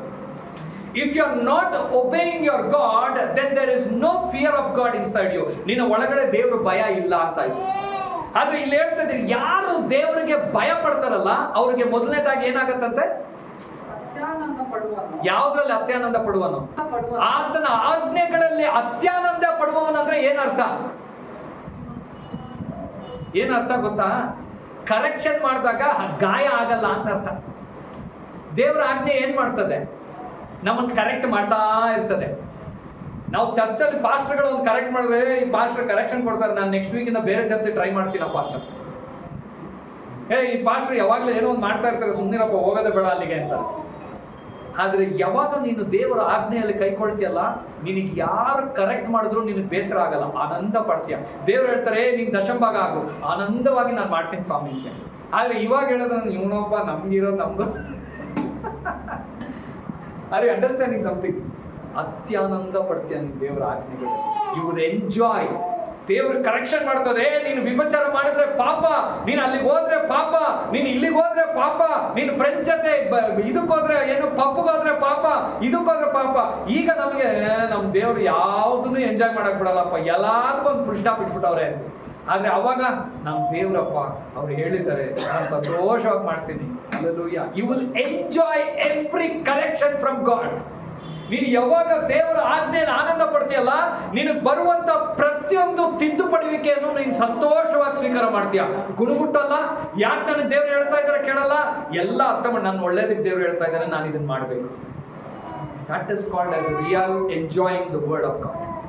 ಆಮೇಲೆ ಮುಂದಕ್ಕೆ ಅವನ ಸಂತಾನವು ಲೋಕದಲ್ಲಿ ಬಲಿಷ್ಠವಾಗಿ, ಅವನ ಸಂತಾನವು ಲೋಕದಲ್ಲಿ ಸ್ಟ್ರಾಂಗ್ ಆಗಿರ್ತಾರಂತೆ. ಸ್ಟ್ರಾಂಗ್ ಆಗಿರ್ತಾರೆ. ದಾವೀದ ವಿರುದ್ಧವಾಗಿ ಯಾರಾದ್ರೂ ನಿಂತ್ಕೊಳ್ಳಕ್ ಆಗ್ತಾ ಇತ್ತಾ? ಯಾಕಂದ್ರೆ ಸ್ಟ್ರಾಂಗ್ ಆಗಿದ್ದ. ಗೋಲಿಯಾತ ಬಂದ್ರು ಎದುರುಗಡೆ ಅವನ್ನ ಸಾಯಿಸ್ತಾವ. ಹಲ್ಲೆಲೂಯಾ. ಎಷ್ಟು ವೈರಿಗಳು ಬಂದ್ರು ಅವ್ರನ್ನ ತುಳಿಯಕ್ಕೆ ರೆಡಿ ಇದ್ದ. Because he was strong. ನೀನು ಭಯಭಕ್ತಿ ದೇವರ ವಿಧೇಯರಾಗಿ ನಡೆದ್ರೆ ನಿನ್ನ ಮಕ್ಕಳು ಎಲ್ಲ ವಿಷಯದಲ್ಲಿ ಬಲಿಷ್ಠರಾಗಿರ್ತಾರೆ. ಇಲ್ಲಾಂದ್ರೆ ನಿನ್ನ ಮಕ್ಕಳು ಆಯ್ ಅಂದ್ರೆ ಸಾಕು ಭಯ ಪಡ್ತಾರೆ, ಓಯ್ ಅಂದ್ರೆ ಸಾಕು ಭಯ ಪಡ್ತಾರೆ. ಅವ್ರ ಹತ್ರ ನಾನ್ ಮಾತಾಡು, ನೀನೇ ಮಾತಾಡು, ಯಾಕೆ? ನನಗೆ ಭಯ, ನನಗೆ ಬಲಿಷ್ಠ ಇಲ್ಲ. ಯಾಕೆ ಭಯ ಇಷ್ಟ ಇಲ್ಲ? ಮಮ್ಮಿ ಡ್ಯಾಡಿ ಎಲ್ಲೋ ದೇವರ ಆಜ್ಞೆಗೆ ಪಾಲನೆ ಆಗ್ತಾ ಇಲ್ಲ. ಅರ್ಥ ಆಗ್ತದೆ ಪ್ರಿಯ ಸಹೋದರ ಸಹೋದರ? ಆಮೇಲೆ ಮುಂದಕ್ಕೆ ಹೋದ್ರೆ ನೀತಿವಂತನ ವಂಶವು ಶುಭ ಹೊಂದುವುದು. ಅವನ ಮನೆಯಲ್ಲಿ ಏನಿರುವುದು? ಯಾರ ಮನೆಯಲ್ಲಿ ಇರೋದು? ಫಸ್ಟ್ ಯಾರ ಮನೆ? ಯಾರಿಗೆ ನೀತಿವಂತಿಕೆ ಬರ್ತದೆ ಹೇಳ್ರಿ? ಯಾರು ದೇವರಲ್ಲಿ ಭಯ ಪಡ್ತಾರೆ. ಹಲ್ಲೆಲೂಯ. ಯಾರು ಆಜ್ಞೆಗಳ ಪ್ರಕಾರ ನಡೀತಾರೆ. ಹಲ್ಲೆಲೂಯ. ಯಾರು ಆಜ್ಞೆಗಳಿಗೆ ಸಂತೋಷ ಪಡ್ತಾರೆ. ಬೈಬಲ್ ಹೋದ್ರೆ ಏನಪ್ಪ ಪಾಸ್ಟರ್ ದಿನಾ ಬೈಬಲ್ ಬ್ರದರ್, ಎಷ್ಟು ಓದೋದು ಬ್ರದರ್? ಓದಿದ್ದೇ ಓದಬೇಕು ಬ್ರದರ್, ಸ್ವಲ್ಪ ಟೈಮ್ ಫ್ರೀ ಕೊಡ್ರಿ ಅಂತ. ಆದ್ರೆ ನೀನು ಪ್ರೀತಿ ಮಾಡೋಕೆ ಶುರು ಮಾಡಿದ್ರೆ, ಟೈಮ್ ಸಿಕ್ಕಿದ್ರೆ ಸಾಕು ಬೈಬಲ್ ಓದೋಕೆ ಶುರು ಮಾಡ್ತೀನಿ. ಆಗ ದೇವ್ರು ಹೇಳ್ತಾರೆ, ನಿನ್ನ ಮನೆಯಲ್ಲಿ ಧನ ಐಶ್ವರ್ಯ ಇರ್ತಾನಂತೆ. ಇವತ್ತು ಫೈನಾನ್ಷಿಯಲಿ ಕಷ್ಟಪಡ್ತಾ ಇರುವಂತವ್ರಿಗೆ ದೇವ್ರು ಹೇಳ್ತಾ ಇದ್ದಾರೆ, ನೀನು ಎಲ್ಲೋ ದೇವ್ರಿಗೆ ಅವಿಧೇಯರಾಗ್ತಾ ಇದೆಯಾ, ನಿನ್ನ ಒಳಗಡೆ ಎಲ್ಲೋ ದೇವ್ರ ಭಯ ಇಲ್ದಿರೋಂಗೆ ಹೋಗ್ತಾ ಇದೆ, ನೀನು ಎಲ್ಲೋ ದೇವ್ರು ಬಿಟ್ಟು ದೂರ ಹೋಗ್ತಾ ಇದೆಯಾ, ಮತ್ತೆ ಬಾ, ನಾನು ಅದ್ಭುತ ಮಾಡ್ತೇನೆ. ನಿನ್ನ ಮನೇಲಿ ಧನ ಐಶ್ವರ್ಯ ಇರುವಂತೆ ಮಾಡ್ತಾರೆ. ಫೈನಾನ್ಸ್ ನಿನ್ನ ಮನೇಲಿ ಇರುವಂತೆ ಮಾಡ್ತಾರೆ. ಇರೋದಂದ್ರೆ ಏನರ್ಥ? ಅವರ ಮನೆಯಲ್ಲಿ ಏನಾದ್ರು ಬರ್ತಿದೆ, ಅವರ ಮನೆಯಲ್ಲಿ ಇರತ್ತಂದ್ರೆ ಏನರ್ಥ? ಈಗ ನನ್ನ ಮನೇಲಿ ಏನು ಇಲ್ಲಪ್ಪ, ಈಗ ನನ್ನ ಮನೇಲಿ ಬಾಡಿಗೆ, ನಮ್ಮ ಮನೆಗೆ ಬಾಡಿಗೆ ಕಟ್ಟಬೇಕು, ರೇಷನ್ ತಗೋಬೇಕು, ಇದು ಕಟ್ಟಬೇಕು, ನನಗೆ ಬರೀ 15,000 ಬಂದ್ರೆ ನಾನು ಅದನ್ನ ಮನೇಲಿ ಇಡಕ್ಕಾಗತ್ತಾ? ಈ 15,000 ಏನಾಗುತ್ತೆ? ಖರ್ಚಾಗತ್ತೆ. ದೇವರು ಮನೇಲಿ ಇರಂಗ್ ಮಾಡ್ತೀನಿ ಅಂದ್ರೆ ಏನರ್ಥ? ಮಗನೇ, ನೀನ್ ಎಲ್ಲಾ ಖರ್ಚುಗಳು ಮೀರಿ ನೀನು ಮನೇಲಿ ದುಡ್ಡಿರೋಂಗ್ ನಾನು ನಿನ್ನನ್ನು ಆಶೀರ್ವದಿಸ್ತೀನಿ. ನಿನ್ನ ಖರ್ಚುಗಳು ಈಗ ಅನ್ನೋಷ್ಟರಲ್ಲಿ ಆದ್ಮೇಲೂ ಕೂಡ ನೀನು ಇನ್ನೂ ಬ್ಯಾಂಕ್ ಬ್ಯಾಲೆನ್ಸ್ ಮಿಕ್ಕಿರ್ತದೆ. ನಿನ್ನ ಮನೇಲಿ ಇರುವಂತೆ ಮಾಡ್ತೀನಿ. ನಿನ್ನ ಪಾಕೆಟ್ ಅಲ್ಲ, ನಿನ್ನ ಜೋಬಲ್ಲಲ್ಲ, ನಿನ್ನ ಖರ್ಚುಗಳಿಗೆ ತಕ್ಕ ಹಾಗೆ ಕೊಡ್ತೀನಿ ಅಂತ ಹೇಳ್ತಾ ಇಲ್ಲ. ನಿನಗೆ ಏನು ಖರ್ಚಿದ್ಯಾ ನಾನು ನೋಡ್ಕೊಂತೀನಿ ಅಂತ ಹೇಳ್ತಾ ಇಲ್ಲ. ಎಲ್ಲಾ ಖರ್ಚುಗಳು ಮುಗಿದು ನಿನ್ನ ಮನೇಲಿ ಐಶ್ವರ್ಯ ಇರ್ತದೆ, ನಿನ್ನ ಮನೇಲಿ ದನ ಇರ್ತದೆ. ನಿಮ್ಮ ಮನೇಲಿ ಬಂದು ನೋಡಿದ್ರಪ್ಪ, ಇವ್ರು ಏನಪ್ಪ ಬೇಜಾನ್ ಇಟ್ಟಿದ್ದಾರೆ ಅನ್ನೋ ರೀತಿಯಲ್ಲಿ ಇರ್ತದೆ. ಹಲ್ಲೆಲೂಯಾ. ಇದು ಯಾರಿಗೆ ಮಾಡ್ತಾರೆ? ಕ್ರಿಶ್ಚಿಯನ್ ಹೆಸರು ಇಟ್ಕೊಂಡಿರೋರಿಗೆ ಮಾಡ್ತೀನಿ ಅಂತ ಹೇಳ್ತಾ ಇಲ್ಲ. ಬ್ಯಾಪ್ಟಿಸಮ್ ಇಟ್ಕೊಂಡಿರೋರಿಗೆ ಮಾಡ್ತೀನಿ ಅಂತ ಹೇಳ್ತಾ ಇಲ್ಲ. ವಾರ ನಾನು ಕರೆಕ್ಟಾಗಿ ಬರ್ತೀನಿ ಪಾಸ್ಟ್ರೆ, ನಾನು ನಿಮ್ಗೆ ಅದಲ್ಲ. ಯಾರು ದೇವರಿಗೆ ವಿಧೇಯರಾಗ್ತಾರೋ ಅವ್ರಿಗೆ ನಾನು ಮಾಡ್ತೀನಿ. Obey the voice of God. Hallelujah. ಅರ್ಥ ಆಗ್ತದೆ ಪ್ರಿಯ ಸಹೋದರ ಸಹೋದರ? ಕೊನೆಯದಾಗಿ ಒಂದು ಹೇಳಿ ನಾನು ಕ್ಲೋಸ್ ಮಾಡ್ತೀನಿ. ನೋಡ್ರಿ, ದೇವ್ರಿಗೆ ಎಂತ ವಿಧೇಯತೆ ಬೇಕು ಅಂತ ನಾವು ಓದೋಣ. ವಿಮೋಚನ ಕಾಂಡ 27ನೇ ಅಧ್ಯಾಯದಲ್ಲಿ 20ನೇ ವಚನ. ವಿಮೋಚನ ಕಾಂಡದಲ್ಲಿ 27ನೇ ಅಧ್ಯಾಯದಲ್ಲಿ 20ನೇ ವಚನ. ದೀಪವು ಯಾವಾಗಲೂ ಉರಿಯುವಂತೆ ಇಸ್ರಾಯೇಲರು ಎಣ್ಣೆ ಮರದ ಕಾಯಿಗಳನ್ನು ನಿರ್ಮಲವಾದ ಎಣ್ಣೆಯನ್ನು ತೆಗೆದುಕೊಂಡು. ನಿರ್ಮಲವಾದ ಎಣ್ಣೆ ಹೆಂಗ್ ಬರ್ತದೆ? ಹೆಂಗ್ ಮಾಡ್ಬೇಕಂತೆ? ಜೋರಾಗಿ ಹೇಳ್ರಿ, ಹೆಂಗ್ ಬರ್ತದೆ? ಜೋರಾಗಿ ಹೇಳ್ರಿ, ಎಲ್ಲರೂ ಹೇಳ್ರಿ. ಯಾಕೆ ಕುಟ್ಟಿ ಅಂತ ಬರ್ತಾ ಇಲ್ವಾ? ಕುಟ್ಟೋದಂದ್ರೆ ಏನರ್ಥ ಗೊತ್ತಾ? ಕುಟ್ಟೋದು. ಆಯಿಲ್ಗಳೆಲ್ಲ ಅವಾಗ ಕುಟ್ಟುತ್ತಾ ಇರ್ಲಿಲ್ಲ. ಹೆಂಗ್ ಮಾಡ್ತಾ ಇದ್ರು ಗೊತ್ತಾ? ಪ್ರೆಸ್ ಮಾಡ್ತಾ ಇದ್ರು. ಅರ್ಥ ಆಗ್ತಾ ಇದೆ ನಾನು ಹೇಳ್ತಾ ಇರೋದು? ಆಯಿಲ್ಗಳನ್ನ ಹೆಂಗ್ ಮಾಡ್ತಾ ಇದ್ರು? ಪ್ರೆಸ್ ಮಾಡ್ತಾ ಇದ್ರು. ಆದ್ರೆ ದೇವರಿಗೆ ಪ್ರೆಸ್ ಮಾಡಿರೋ ಆಯಿಲ್ ಬೇಡ, ಕುಟ್ಟೋ ಆಯಿಲ್ ಬೇಕಂತೆ. ಕುಟ್ಟೋದಕ್ಕೂ ಪ್ರೆಸ್ ಮಾಡೋದಕ್ಕೂ ಏನ್ ಅರ್ಥ, ಏನ್ ವ್ಯತ್ಯಾಸ ಗೊತ್ತಾ ನಿಮ್ಗೆ? ಈ ಕುಟ್ಬಿಟ್ಟು ಏನ್ ಮಾಡ್ತಾರೆ ಅಂದ್ರೆ, ಆ ಕಾಲದಲ್ಲಿ ಆಯಿಲ್ ತೆಗಿಬೇಕಂದ್ರೆ, ಅವರು ಓಲಿವ್ ಆಯಿಲ್ ತಗೋಬೇಕಂದ್ರೆ ಆ ಮರದ ಬೀಜಗಳನ್ನು ಕುಟ್ಟುಬಿಟ್ಟು ಅದನ್ನ ಒಂದ್ ಕಡೆ ಇಟ್ಬಿಡು. ಕುಟ್ಟಿ ಕುಟ್ಟಿ ಕುಟ್ಟಿ ಕುಟ್ಟಿ ಚೆನ್ನಾಗಿ ಮೇಲೆ ಇಟ್ಬಿಡು. ಅದೇನ್ ಮಾಡೋದು ಅಂದ್ರೆ, ಮೇಲಿಂದ ತಾನಾಗೆ ಒಂದೊಂದೇ ಡ್ರಾಪ್ ಆಗಿ ಆಯಿಲ್ ಬೀಳ್ತಾ ಇತ್ತು. ಹಲ್ಲೆಲೂಯಾ. ತಾನಾಗೆ ಆಯಿಲ್ ಬೀಳ್ತಾ, ತಾನಾಗೆ, ಜೋರಾಗಿ ಹೇಳ್ರಿ, ಹೆಂಗೆ? ತಾನಾಗೆ ಬೀಳ್ತಾ ಇತ್ತು. ಹಲ್ಲೆಲೂಯಾ. ತಾನಾಗೆ ಬೀಳ್ತಾ ಇತ್ತು. ಅದು ಕುಟ್ಟಿದ ನಿಮಿತ್ತವಾಗಿ ಆಯಿಲ್ ಅದಾಗೆ ಬೀಳ್ತಾ ಇತ್ತು. ಪ್ರೆಸ್ ಮಾಡೋದಂದ್ರೆ ಫೋರ್ಸ್ ಮಾಡಿ ತೆಗಿಯಂಗೆ. ಕುಟ್ಟೋದಂದ್ರೆ ತಾನಾಗೆ ಕೊಡೋಂಗೆ. ಅರ್ಥ ಆಗ್ತದೆ ನಿಮ್ಗೆ ಡಿಫ್ರೆನ್ಸು? ಅದನ್ನ ಕುಟ್ಟಬೇಕಾದ್ರೆ ಅಲ್ಲಿ ಇಟ್ಬಿಟ್ರೆ ಅದನ್ನ ಯಾರು ಗಿಂಡಿ ಆಯಿಲ್ ತೆಗಿಯಲ್ಲ, ತಾನಾಗೇ ಕೊಡ್ತಾರೆ.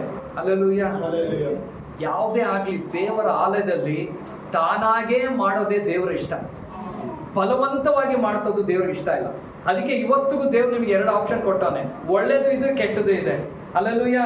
ನೀವು ಪ್ರಾರ್ಥನೆ ಮಾಡ್ಬೋದು, ಮಾಡ್ದಿರಾನ ಮಲಗ್ಬೋದು. ನೀವು ಬೈಬಲ್ ಓದ್ಬೋದು, ಓದ್ದಿರಾನ ಇರ್ಬೋದು. ದೇವ್ರ ಮಾತಿಗೆ ವಿಧೇಯರು ಆಗ್ಬೋದು, ಆಗದಿನಾನ ಇರ್ಬೋದು. ಆದ್ರೆ ನಾನು ಇದನ್ನ ಮಾಡ್ತೀನಿ, ಆಗ್ಲಿಲ್ಲ ಅಂದ್ರೆ ಇದನ್ನ ಮಾಡ್ತೀನಿ. ಆದ್ರೆ ನನಗಿಷ್ಟ ನೀನಾಗೇ ಆಜ್ಞೆಗೆ ಒಳಗಾಗೋದು, ನಾನಾಗಿ ನೀನ್ ಕಾಲರ್ ಪಟ್ಟಿ ಹಿಡ್ಕೊಂಡು ಬರೋದಲ್ಲ. ಅದಕ್ಕೆ ಯೇಸು ಸ್ವಾಮಿನ ಕೂಡ ಒಡೆದ್ರು, ಅವರು ತಾನಾಗೇ ತನ್ನ ರಕ್ತ ಕೊಟ್ಟರು. ಹಲ್ಲೆಲೂಯಾ.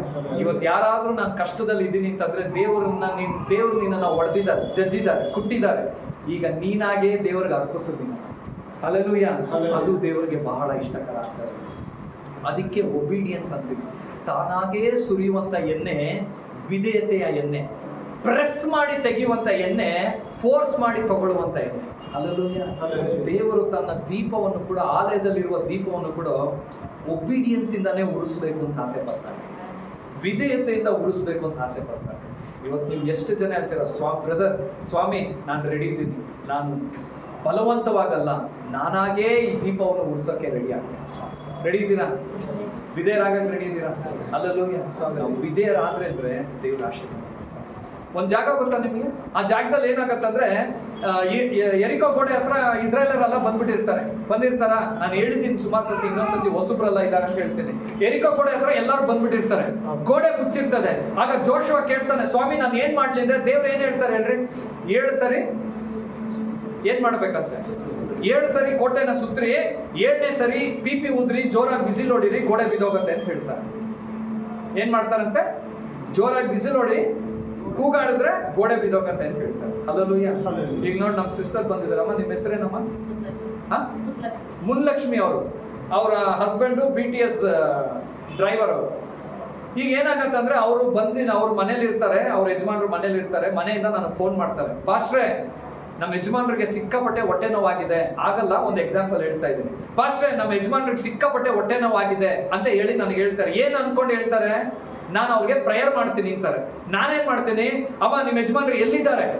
ಪಾಸ್ಟ್ರೆ ಇಲ್ಲೇ ನನ್ನ ಪಕ್ಕದಲ್ಲೇ ಇದ್ದಾರೆ. ಒಂದ್ ಕೆಲಸ ಮಾಡ್ರಿ, ಅವ್ರನ್ನ ಮನೆ ಮಧ್ಯದಲ್ಲಿ ಚೇರ್ ಹಾಕಿ ಕೂರಿಸ್ಬಿಟ್ಟು ನೀವು ನಿಮ್ಮ ಮಕ್ಕಳು 7 ಸರಿ ಅವ್ರನ್ನ ಸುತ್ರಿ, 7ನೇ ಸರಿ ಬಿಸಿಲು ಹೊಡ್ರಿ, ಅವ್ರ ಹೊಟ್ಟೆ ನೋವು ಹೋಗತ್ತೆ. ಮಾಡ್ತೀರಮ್ಮ? ಇವನು ಪ್ರೇಯರ್ ಮಾಡ್ತಾನೆ ಅಂತ ಫೋನ್ ಮಾಡಿದ್ರೆ 7 ಸರಿ ಸುತ್ತು, 7ನೇ ಸರಿ ಬಿಸಿಲು ಹೊಡಿ ಮಾಡ್ತೀರಾ ಯಾರಾದ್ರೂ? ಯಾವನು ಮಾಡಲ್ಲ. ಎರಿಕೋ ಮಾಡಿದ್ರು, ಜೋಶುವ ಮಾಡ್ದ. ಯಾಕಂದ್ರೆ ಅವನಿಗೆ ಅವಾಗ ಆಲೋಚನೆ ಬಂದಿಲ್ಲ. ನಾವು ಹೇಳ್ಬೋದು, ಸ್ವಾಮಿ ನೀನು ಗೋಡೆ ಬೀಳ್ಸಕ್ಕೆ ಸುತ್ತಿ ಬೇಕು, ಗಡಪಾರ ಬೇಕು ಅಂತ. ದೇವ್ರು ಹೇಳ್ತಾರೆ, ನೀನ್ ನನಗೆ ವಿಧೇಯತೆಯಲ್ಲಿ ಇರೋದೇ ನಿನ್ನ ಸುತ್ತಿ, ನಿನ್ ಗಡಪಾರ. ನೀನ್ ನನ್ನ ವಿಧೇಯತೆಯಲ್ಲಿ ಇರೋದೇ ನಿನ್ನ ಆಶೀರ್ವಾದ. ನೀನ್ ನನ್ನ ವಿಧೇಯತೆಯಲ್ಲಿ ಇರೋ, ನಿನ್ನ ಎದುರುಗಡೆ ಇರುವ ಎಲ್ಲ ಅಡ್ಡಗೋಡೆನ ನಾನ್ ಬೀಳಿಸ್ತೀನಿ. ಎಲ್ಲ ಅಡ್ಡಗೋಡೆ. ಇವತ್ತು ನಿನ್ ಬಿಸ್ನೆಸ್ಗೆ ಅಡ್ಡಗೋಡೆ ಇದೆಯಾ? ಇವತ್ತು ನಿನ್ ಫೈನಾನ್ಸ್ಗೆ ಅಡ್ಡಗೋಡೆ ಇದೆಯಾ? ಇವತ್ತು ನಿನ್ ಮಕ್ಕಳಿಗೆ ಅಡ್ಡಗೋಡೆ ಇದೆಯಾ? ಇವತ್ತು ನಿನ್ ಮದುವೆಗೆ ಅಡ್ಡಗೋಡೆ ಇದೆಯಾ? ಇವತ್ತು ನಿನ್ ಪ್ರಮೋಷನ್ಗೆ ಅಡ್ಡಗೋಡೆ ಇದೆಯಾ? ಮನೆ ಕಟ್ಟಕ್ಕೆ ಅಡ್ಡಗೋಡೆ ಇದೆಯಾ? ದೇವ್ರು ಹೇಳ್ತಾರೆ, ನನಗೆ ವಿಧೇಯತೆಯಲ್ಲಿರು, ನಾನು ಎಲ್ಲ ಅಡ್ಡಗೋಡೆ ಬಿಡಿಸ್ತೀನಿ. ನಾನು ರೆಡಿ ಆಗಿದ್ದೀರಾ ಬಿಡಿಸ್ಕೊಳಕ್ಕೆ?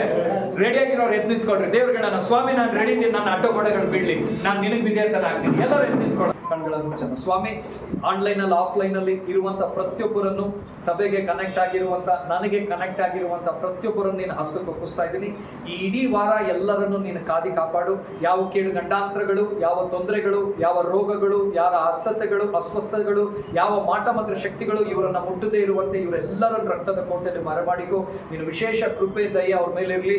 ಯಾರಿಗೆಲ್ಲ ಕೆಲಸ ನಿಂತಿದೆಯೋ ಕೆಲಸ ಪ್ರಾರಂಭವಾಗ್ಲಿ, ಕೆಲಸ ಸಂಬಳ ಬರಬೇಕು, ಬಿಡುಗಡೆ ಆಗ್ಲಿ. ಯಾರೆಲ್ಲ ಬಿಸ್ನೆಸ್ ಮಾಡ್ತಾ ಇದ್ದಾರೋ ಅವ್ರಿಗೆ ಪ್ರಾಜೆಕ್ಟ್ಗಳು, ಆರ್ಡರ್ಗಳು, ಕರ್ತನೆ ಅವ್ರಿಗೆ ಪ್ರಾಡಕ್ಟ್ಗಳು ಕೂಡ ಸಿಗುವಂತೆ ನೀನು ಅದ್ಭುತವನ್ನು ಮಾಡು. ಕೊರತೆ ಇಲ್ಲದಂಗೆ ನಡೆಸು ರಾಜ್ಯ.